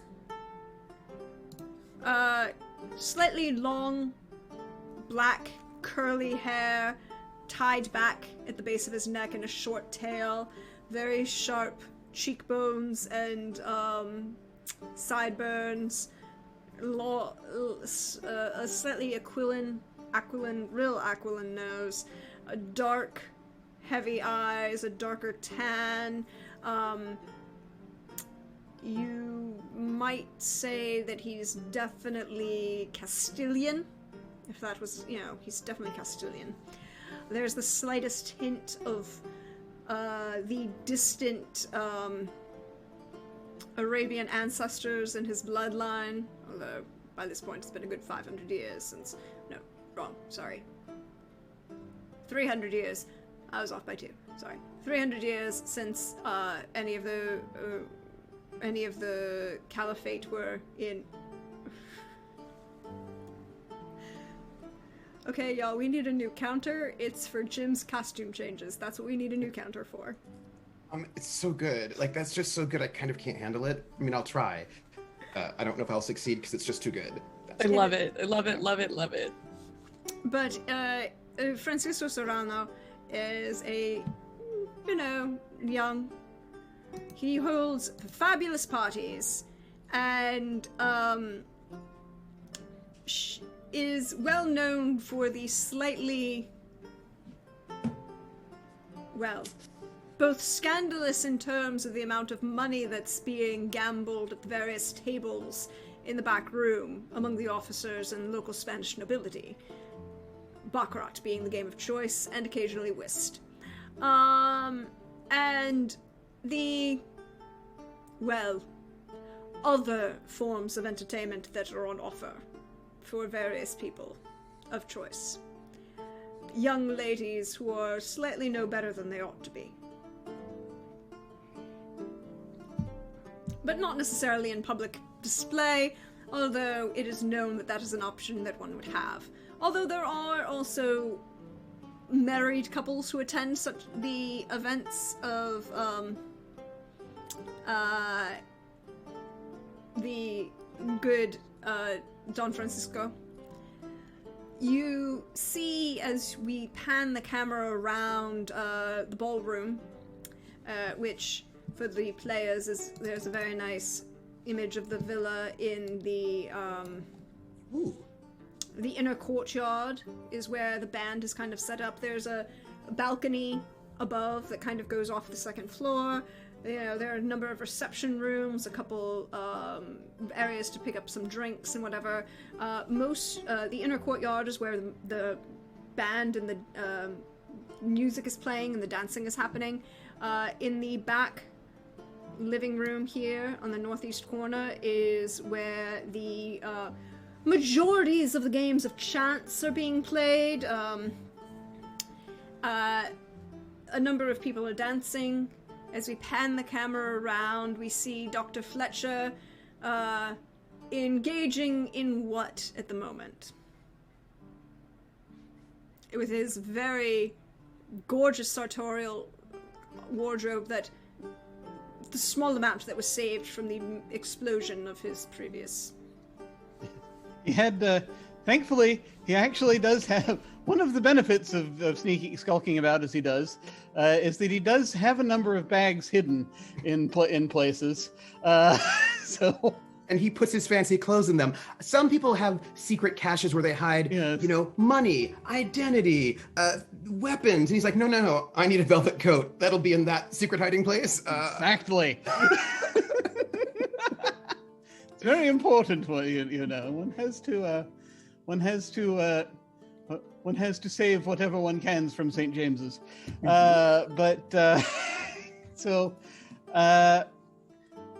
So he is, and I'm sorry, there were brain pieces returning while description was going on.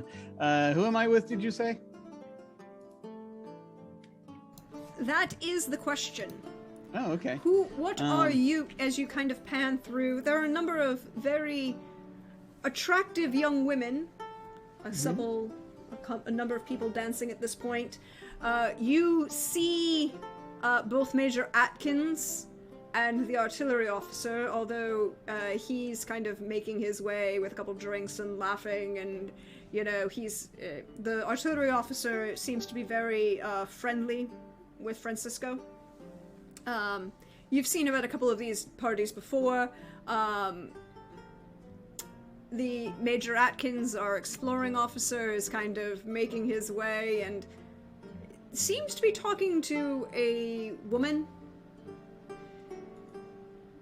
Slightly Spanish-looking, dark hair, coiled, very attractive. She kind of turns and slightly smiles at you in a slightly flirtatious way, before she turns back to respond to whatever Major Atkins is saying.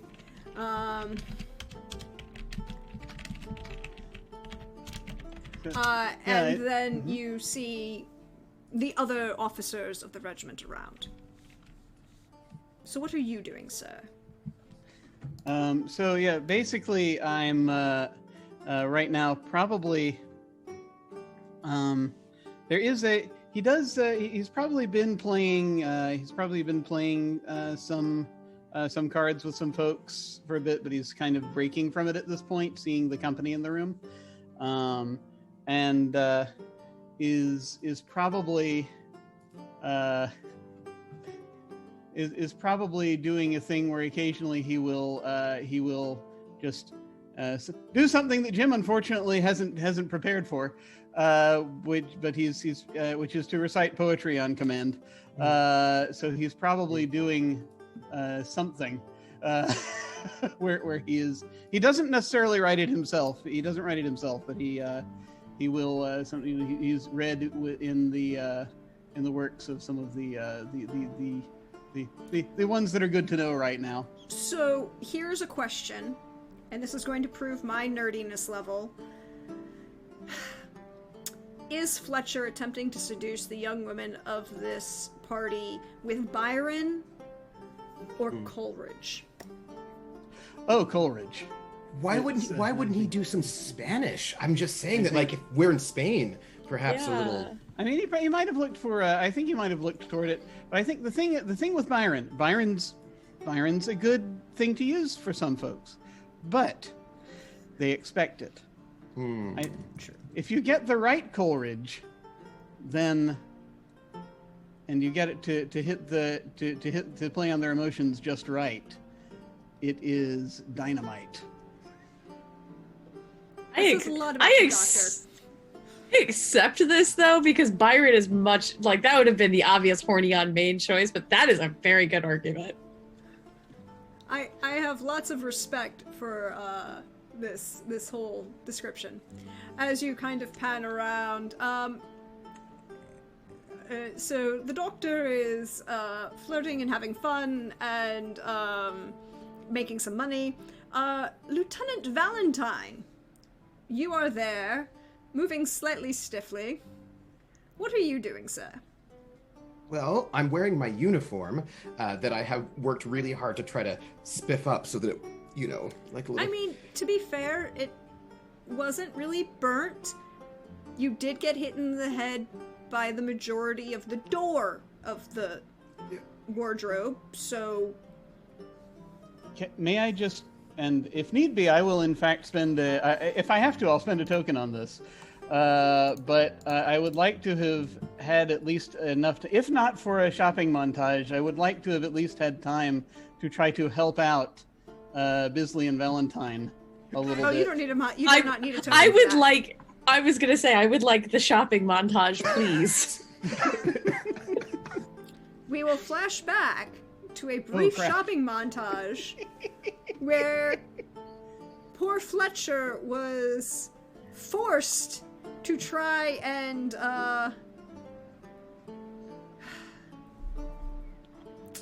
make something of both Captain Bisley and Lieutenant Valentine. The lieutenant at least acknowledged that he needed assistance and that you were a responsible person to give that assistance. The good captain didn't know why this was happening. Now, I imagine each one of us has a slightly different challenge. The challenge in dressing Lieutenant Valentine is A, he's a little stiff in many sources, many ways to understand that phrase.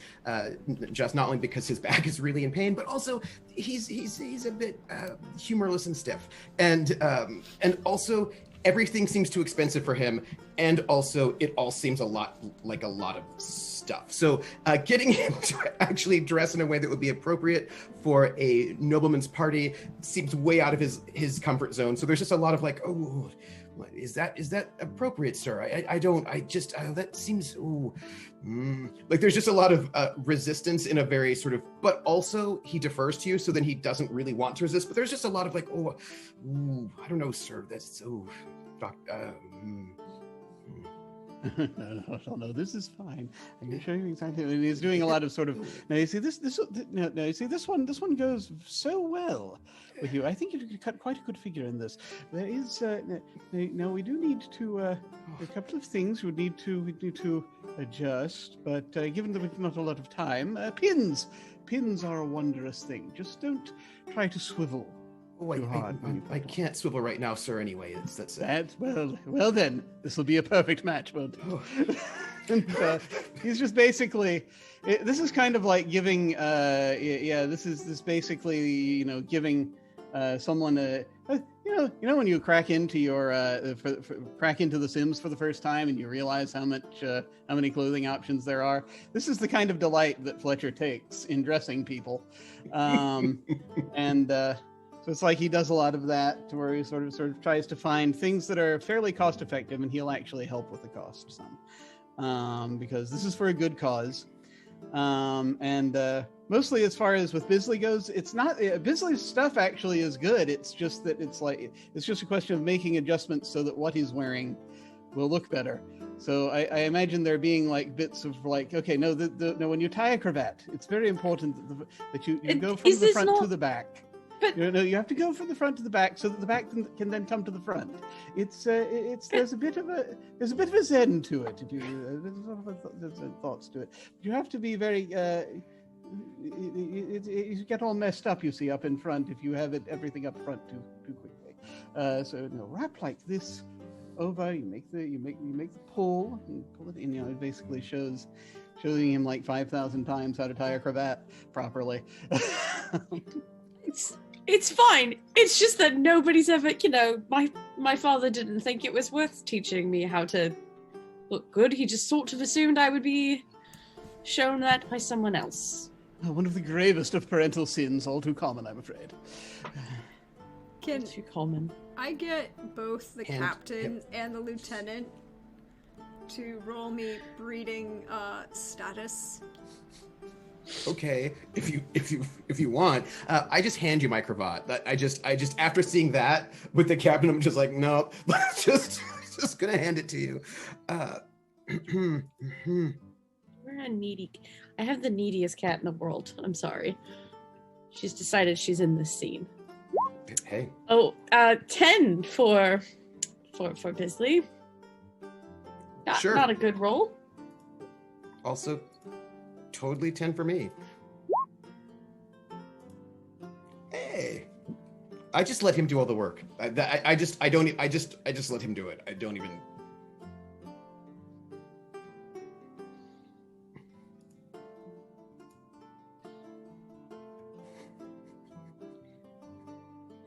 I'm super awkward.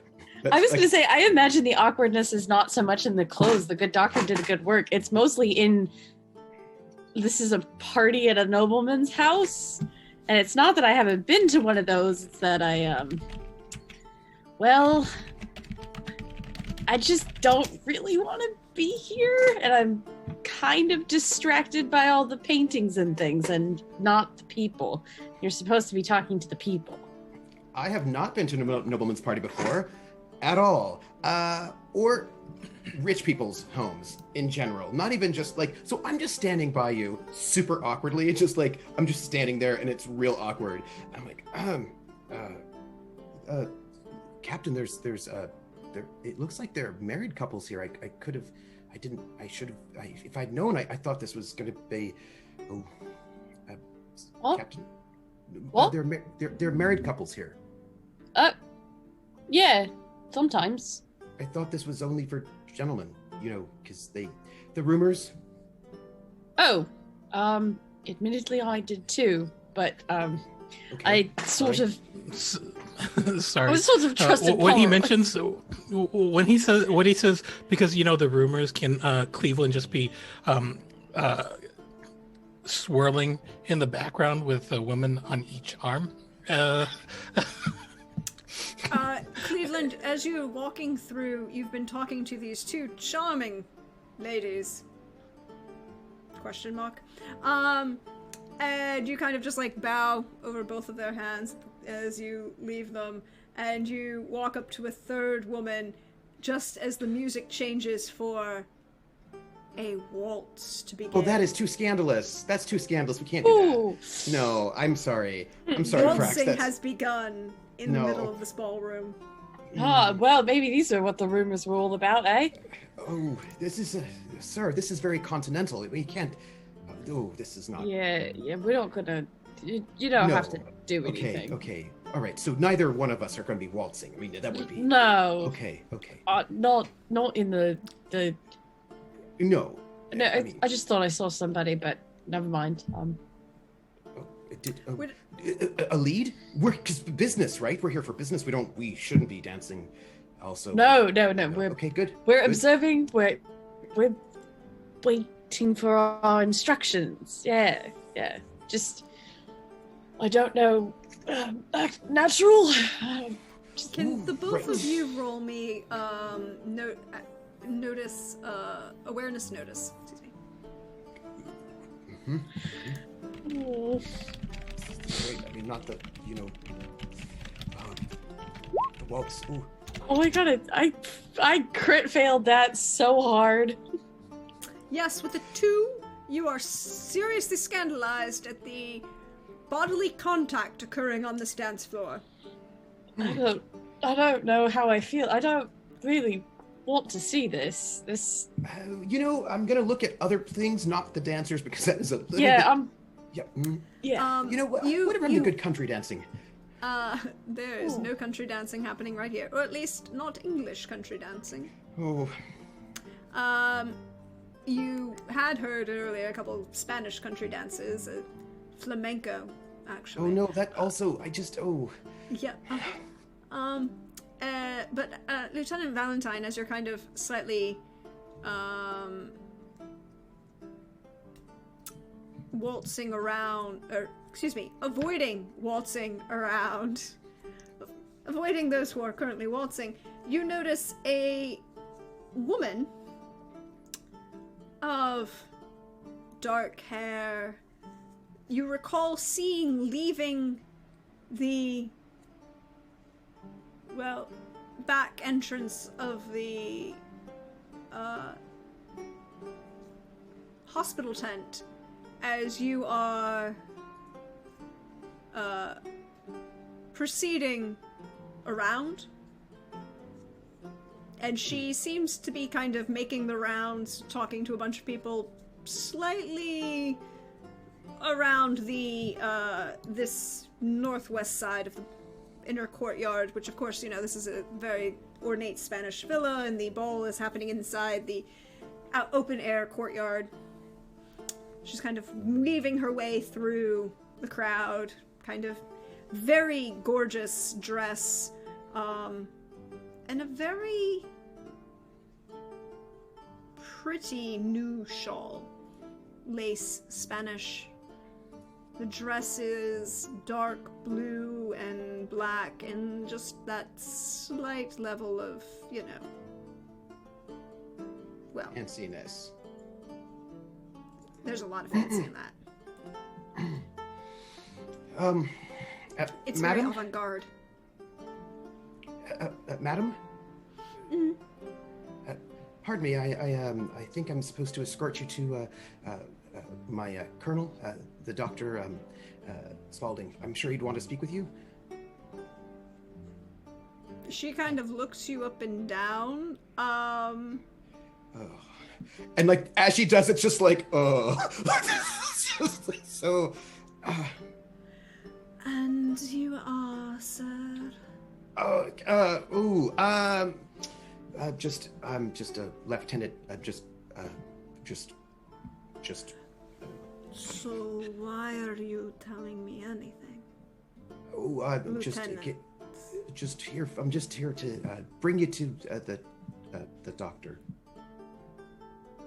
Bring me to the doctor. Which doctor? And why? Dr. Fletcher. Oh, because I feel like you get along and you have great things to talk about. It'd be sparkling conversations.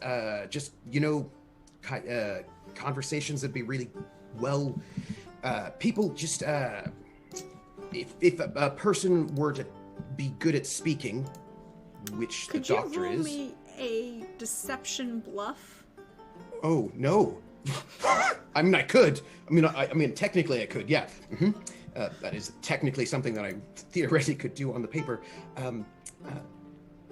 Right. So, I mean, the doctor, he just told me a lot that he should talk. You know, he just was the doctor. But he said that he really just wanted to just.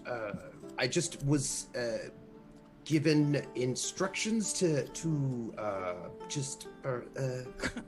Cleveland's just going to put a hand on Lieutenant Valentine's shoulder. Ah, Lieutenant Valentine, it's so glad of you to arrive here. This is our Master Sergeant, Senior Master Sergeant. He's also good at talking to people. I'd like to introduce you to a woman, a lady that I do not, whose name I don't. And this also is, you know, I am... Cleveland is just going to squeeze Lieutenant Valentine's shoulder. Ow. It just, yeah. Ow, I've got burns. I'm gonna go. No. Oh, Please no, stay. I will. Oh. But, There's a distinct snap of a fan as she kind of as I don't my have one on my hand, but it's that motion of like. You can just do it for. There you go. And then As I apologize, the lieutenant here has had a very long day, but my name is Sergeant Major Griffiths. What my colleague here is trying to say is that a Major Fletcher Spaulding would like to have a word with you. I do not believe we have been introduced, gentlemen. Have a pleasant evening. And she literally gives you the cut direct as she walks away from you. With a flick of the fan. Was I supposed to introduce you? Did I do that wrong? I did that wrong. I was supposed to introduce you. But I didn't. You could have done. You could have done better. But Sergeant Major. You're a bit out of your element right now. Oh, I know. But listen, I saw her leaving the medical tent this morning. Ah, well, you know what is good during moments like these is someone who is completely average and can blend into the crowd without attracting notice. Because perhaps a certain person like that could stay within earshot and within the vicinity of this person and obtain her identity. I don't And know he any just average takes a people. long swing of his gaze over to Captain Bisley. Who has absolutely been like out of earshot away from this conversation, just gazing into a painting, pretending to ignore the waltz. Just minding his own. The only really average people I know are enlisted, and I don't think any of them are here. I mean, you're of course enlisted, Sergeant Major, but I mean that's different because you're, yeah. I don't. I mean, everybody here seems so fancy. I don't know any average people. I don't mean average in terms of status in our society. I'm talking about being completely unremarkable in appearance. I don't know who that would be. I don't think there's anybody like that here. His eyes just narrow a little bit, and then he's just going to stride over to Captain Bisley. And, I'll follow, because clearly I'm following people who know how to talk to people. So the two of you make your way across the dance floor towards Captain Bisley. Around the dance floor. Around. Around. Well, okay, good. You go around instead of across. I was about worried you were actually going to go across, because that would have No. been a whole level of... I mean, No. lots of things have been happening. Captain, as you're diligently avoiding looking at the dance floor, would you like to roll me an awareness notice? Yeah, but again, it's not going to go well because none of those have gone well. I would like to For remind the captain and the doctor that they both still have one bonus dice. Yes, but I think I might play hoarder on this and allow... Oh, but I did good, so it's okay. Or good for me, in that sense. Yes, you rolled an 8. You're very riveted by these paintings. There's lots of really good music going on. I mean, we're starting to get into the era of, romantic landscapes and things like that. I mean, we're in Spain, so there's still there's probably older portraitures around. There's just a lot to look at. There's a lot of very interesting things to look at. I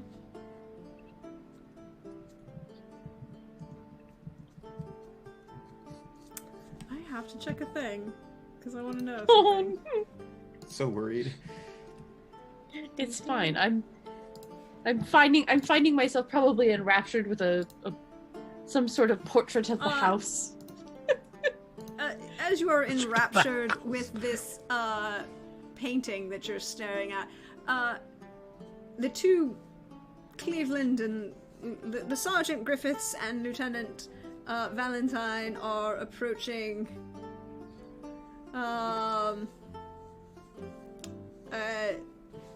and the two of you are approach from either side, and the captain has no idea that you're there.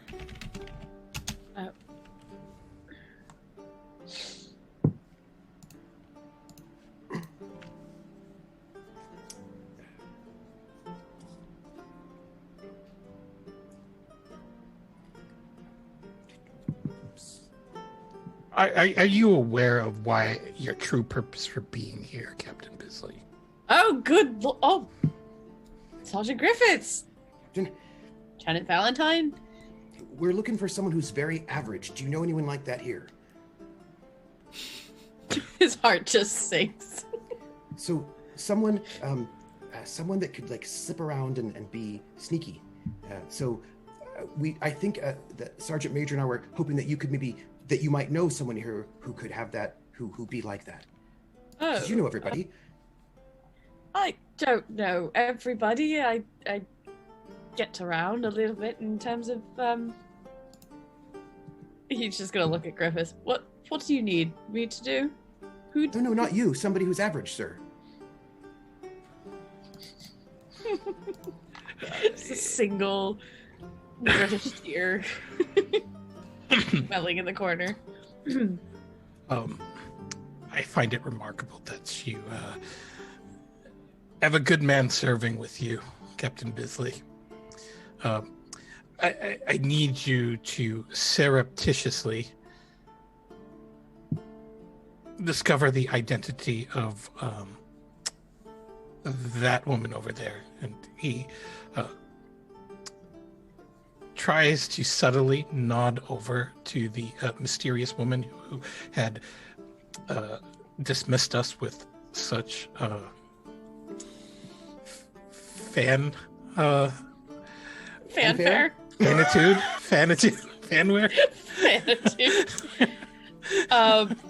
I will not go with. He won't make a big show of it, but he will kind of glance around and see who you're looking for. And I almost I'm about to just go and turn and point, but then I noticed that he's not. That Cleveland is not. So I just put my hand. I don't, because I was like, nope. So as you turn and look, you would notice the good doctor bowing very politely to the woman, taking her hand and leading her onto the dance floor for a waltz. Oh, so you want me to interrupt the good doctor's dance, or do you want me to wait? Well, until no, then? not now. No, Griffith, pinches the no, bridge of his nose. I know what you mean. What does he mean? He wants us to be subtle and not make a big show of it. Right. Well, no, because we know the doctor, and we can just ask him later as to the identity of this woman. But we should probably inform someone who would be interested in this information that you hold, Lieutenant Valentine. And that you saw that woman leaving the tent before it had combusted. Wait. Oh, you did? Oh, no, I did, but I just had a terrible thought. What if she's an assassin and she's here to murder our good doctor? So, because maybe you should cut in and dance with her so that she can't murder our doctor. I don't know. So that she can murder me instead. Oh, no, I was saying that the captain should dance with her. I don't know how to do the waltz. Oh, okay. I honestly don't. It looks... it looks fine, I guess. We do not want to salt the good doctor's game at the moment. But what if she stabs him on the dance floor? Or poisons him with... I am fairly certain that a murder is not going to happen at this very party on the dance floor. I doubt it. It could be murder on the dance floor. What do you think happens at these parties? I don't know. I mean, I've just heard all sorts of things. People wear masks or something.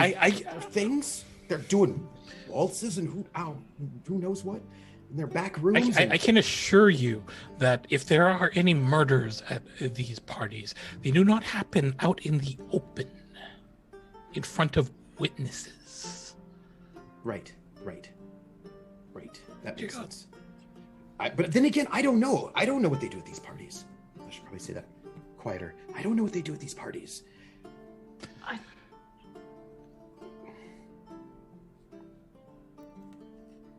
We're gonna pan the camera away from our conspirators for a moment. It just looks like we're having a very rousing argument, which is just Griffith getting really frustrated with Tweedledum and Tweedledee over here. There might be murder. My deception is one. I have a deception of one, people. This is not my forte. It's like Rick Mara on Dark Matter all over again. We pan the camera over to the doctor, who is waltzing with this very charming woman who's slightly smirking over your shoulder and says, you know, they were quite rude earlier. Oh dear. Your goodness. Didn't Oh, even goodness wait me. for an introduction. Did they? Yeah. What on earth are they doing? I have no idea, but apparently they seem to think that I could be brought to you as if I was some mere piece of chattel. That's rather disturbing. Do you think there's a need for us to? Well, at the very least, I suspect that they, if they, do you think that they perhaps might have spotted more than they were meant to? I think so. Your charming lieutenant was not subtle at all. Rather I'm so insulting, sorry. actually. You should do something about that. He can't attend. He can't be part of this kind of circle if he's going around walking up to people and saying he needs them to go with him and, follow his orders. I mean, honestly, I'd rather- a man I do not know walks up to me at the party? Doesn't even I'd wait for rather an hope- introduction? I'd rather hope for his potential as a distraction. That would be a thing that he would be doing. I'm so sorry, my darling. This. I take it you got the missive, then. Yes, I did. It was very lovely. I appreciate it. And the warning was nice too. Yeah. Well, you know what's important to me. I do appreciate both of those. And she kind of, as she's dancing, can you roll me just agility? Just straight Sure. agility. And I'll give you one bonus dice because she is facilitating this as well. Ah, cool. That will help. Here we go. Oh, an 11. Yeah, this is... You look very comfortable on the dance floor to everyone else. As you go through the turn of the waltz, you feel a small piece of paper slide into your pocket. Or, well, Okay. actually, yes. Into your pocket as you kind of... She spins out and then spins back in. Which no one else sees at the moment. Am I to have the pleasure of your company this evening? Or are you engaged with other matters? No, we're rather looking about. Well, we are rather having a look about, and no luck as of yet. But after, then just might be able to. I dare say the one benefit of what's happened is that we'll not be spotted in that same place again, as it's burned to the ground. Did you at I least should- manage to, did you at least manage should to be save my very- dress? There is. Well, and actually, he will look up and say, "You might look in one of the carts around the back." Always planning ahead. As best I can. But I do so worry, as given the timing of this, I shouldn't wonder if you've got some rather persistent admirers. Yes, they do not seem to leave me alone. But, well, there are some advantages to their attention at the moment. We don't have. Well, I am attempting to look into the matter on our end, but if there's anywhere that. Well, actually, he's probably not even going to say it because he's got a piece of paper. He doesn't need to say it. He doesn't need to ask that question. But once we've had a bit of a poke about, and looked into, well, originally we were going to come here to ask about four-legged friends, but If you're concerned about your four-legged friends, you might want to ask Francisco's very dear friend, Mr. Holmes. I should definitely inquire. Francisco knows all the right people, doesn't he? Yes, and Mr. Holmes is rather good at being slightly explosive at the appropriate moment. As she kind of subtly side-eyes in the middle of a turn, the gentleman in the artillery uniform standing next to Major Atkins. Okay. Okay. Good to know. Good to know. All right. But I look forward to seeing you later, dearest. As the music ends, and she kind of does a perfect curtsy and, like, does that subtle flirtatious smirk with the fan, which to everyone else just looks like a subtle flirtatious smirk with the fan, but to you, you see her just kind of blow you a kiss behind it so that no one else can really see it, and she saunters away. And you, my dove. And as she's sauntering away, we're going to pan the camera around the dance floor. We see Cleveland, Henry, and Timothy attempting to be subtle and not. Well, let me phrase that. Cleveland is being subtle. Timothy and Henry are not. I'm perfectly fine, thank you. Just watching trying not to be involved. There's you see the camera pan around and a, tete-a-tete occurring between Major Atkins and this artillery officer. You see Don Francisco dancing with a young local girl of some level of probably nobility, given her fluidity of motion and gracefulness on the dance floor. And just as we leave this party, we see the door open and two young, dashing lieutenants enter together, laughing, and make their way and are greeted quite fondly by a number of the young women attending as both Lieutenant Quibble and Lieutenant Ingram enter the dance floor. Willoughby Ingram and Horatio Quibble. No! sorry. No, sorry. No, it's fine. It's fine. Oh, this is like my nightmare. Him. I knew he'd be here. It's the worst. And that's where we're gonna end it for tonight.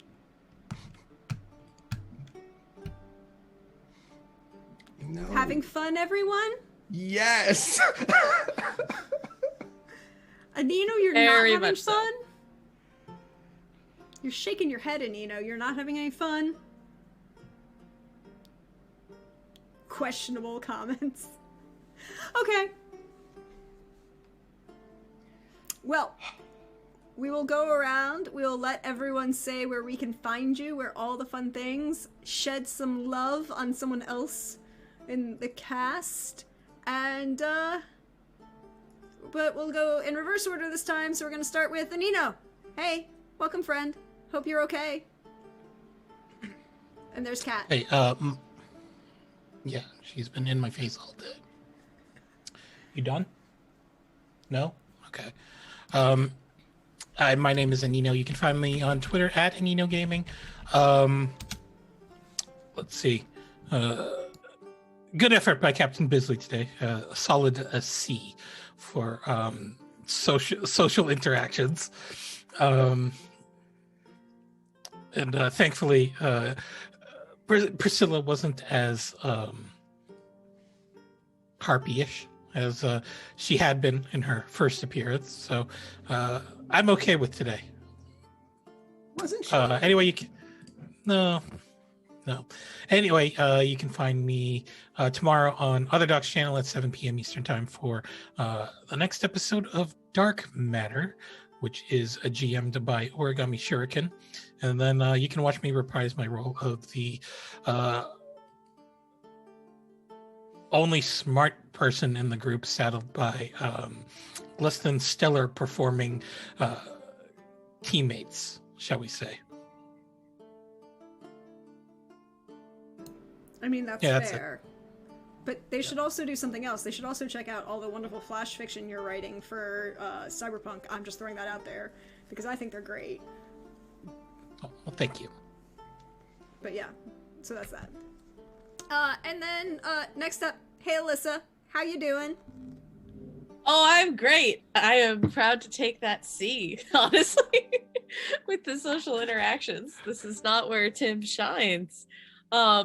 I would say super shout out to Regiment Troopers costume changes. Multiple costume changes. Very well, very wonderful. We're sorry to Cleveland Griffiths for yet again being settled. I think, Anina, you've typecasted yourself a little bit. A little bit. I maybe a little bit. It's fine. Don't worry. Captain Tim is smart. He's just not aware. Yes. Okay. He's a work in progress. He is clay with which to be molded into the perfect work of art. It's just right now, he is still with an art student who is only halfway there. And thus he is medium. All the medium. So medium. But where can we find you, Alyssa? Where will you be? Yeah. I'm on Twitter at Xander Slamilton. If you want to see things that I've been sketching and will continue to do weird daily art, at Xander in the Wild on Instagram, and that's about it for me for now. Okay. And then next up, hey Trooper. How are you? I'm doing so well.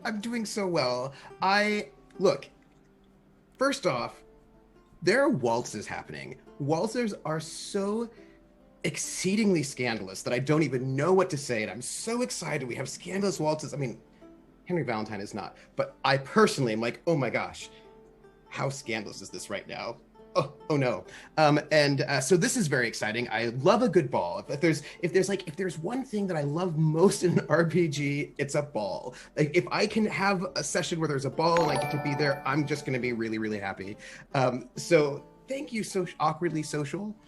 So that's my joy. If there's a ball. You can find, I'm Trooper SJP, and you can find me at my channel and you can find me places. You can find me at Encounter Roleplay, all one word, all spelled out. Monday, which is not tomorrow, but the day after. Monday at 3 p.m. for Eastern, which is For the North, which is a Game of Thrones game with Prax. Who's over there? Yes. And then also you can find me running my own campaign, which is City of Light and Shadows. It's a French Resistance campaign, and that's Friday nights at 7 on my channel, Trooper SJP. And you can find me at 1 p.m. at Love Laugh Lindy for Aether's Walkway, and here on Saturdays for the Regiment, where fish out of water. That's what it is. I'm really excited for when the Doctor teaches Henry Valentine how to gamble, because I'm sure that'll go real well, like just really, really well. I bet that'll go so great. I've seen my stats. I don't think it'll go so great. But I think in terms of my favorite, this is difficult because there was so much goodness that happened. There were so many exciting things. I just want to give some love to my captain, because my captain for protecting Griffiths and like stopping the sister from being able to be effectively miserable. So I want to give some love to my captain for protecting our sergeant major, which I appreciated very much, and also our sergeant major for some good detail orientedness in the accounting, which I also appreciated. And I also just want to give some love to our doctor, because our doctor is so mysterious in the most exciting ways ever. And I love it. Like, I just love it. There you go. That's it. That's my love. Well, we appreciate your love, and that's a great transition to our wonderful, fabulous doctor. Oh, hey, Jim. How are you? Hi.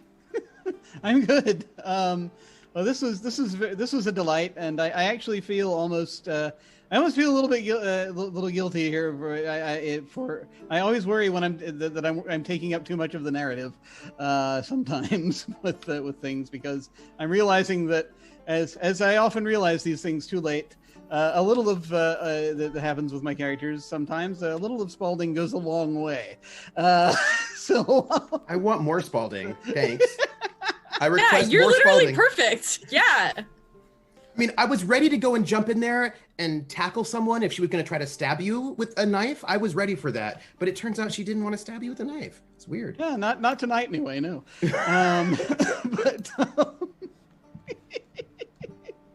But this was a delight, and I'm just very pleased that I get to play into all the wonderful tropes that I enjoy playing into with things like this.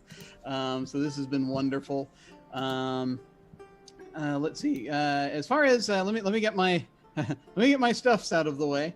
I am OtherDoc on both Twitch and Twitter. My website is jimyesthatjim.com, where there's not a lot going on right now, but eventually I put game signups there when I start. It's going to start up again sometime soon.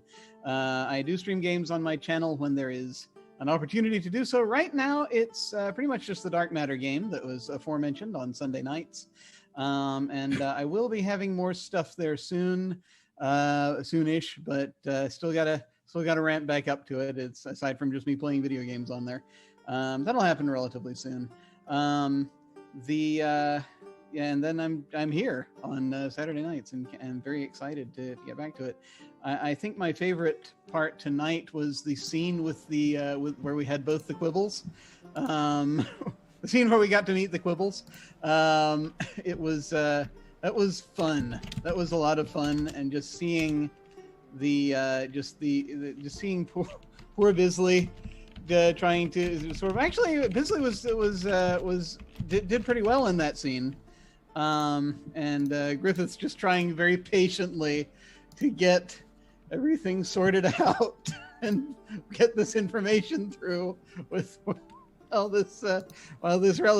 his sister was in there trying to basically suck up all available intel in the room, and that was also glorious as well. Disney resisted my guilt trip. That was pretty impressive. impressive. That was amazing. Resilience.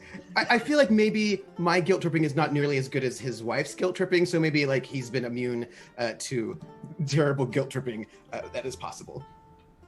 This has been really awesome. Everyone has been bringing their A game, and I love it. And I can't wait to get to the next one, to the next episode.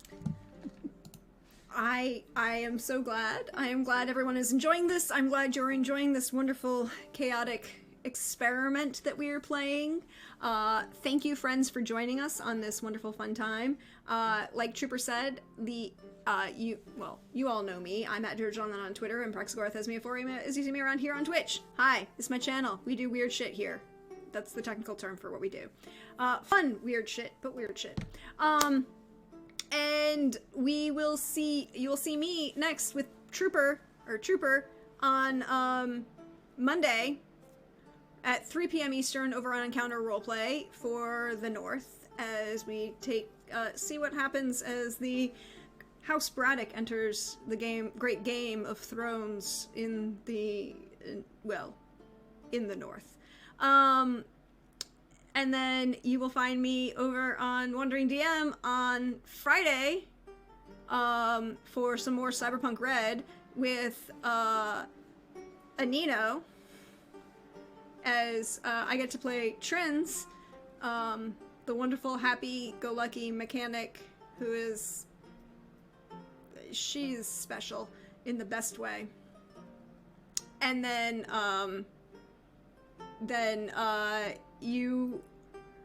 TBD on Witcher. We're taking our season break, so you should check our when we get to say that we are coming back. We will be back with Witcher Family of Wraiths. I do appreciate the irony right now that for 2 straight seasons, Ainfra has ended the season passed out after magical transportation. I'm just leaving that there. I But feel like you work too hard. That's all. It's like you know, you just work too hard. Hardest working mage in in showbiz or on the continent. One of those two things is true. Both. But other than that, check my Twitter, so it's post where I'm going to be, all the wonderful fun things we get to do, and you will find us back here for more drama and tea next week. Although I might be upgrading from tea, well, there will be tea, but there will also be, you know, we'll have to see what else happens with this ball and all of the fun, flirtatious things at this scandalous event.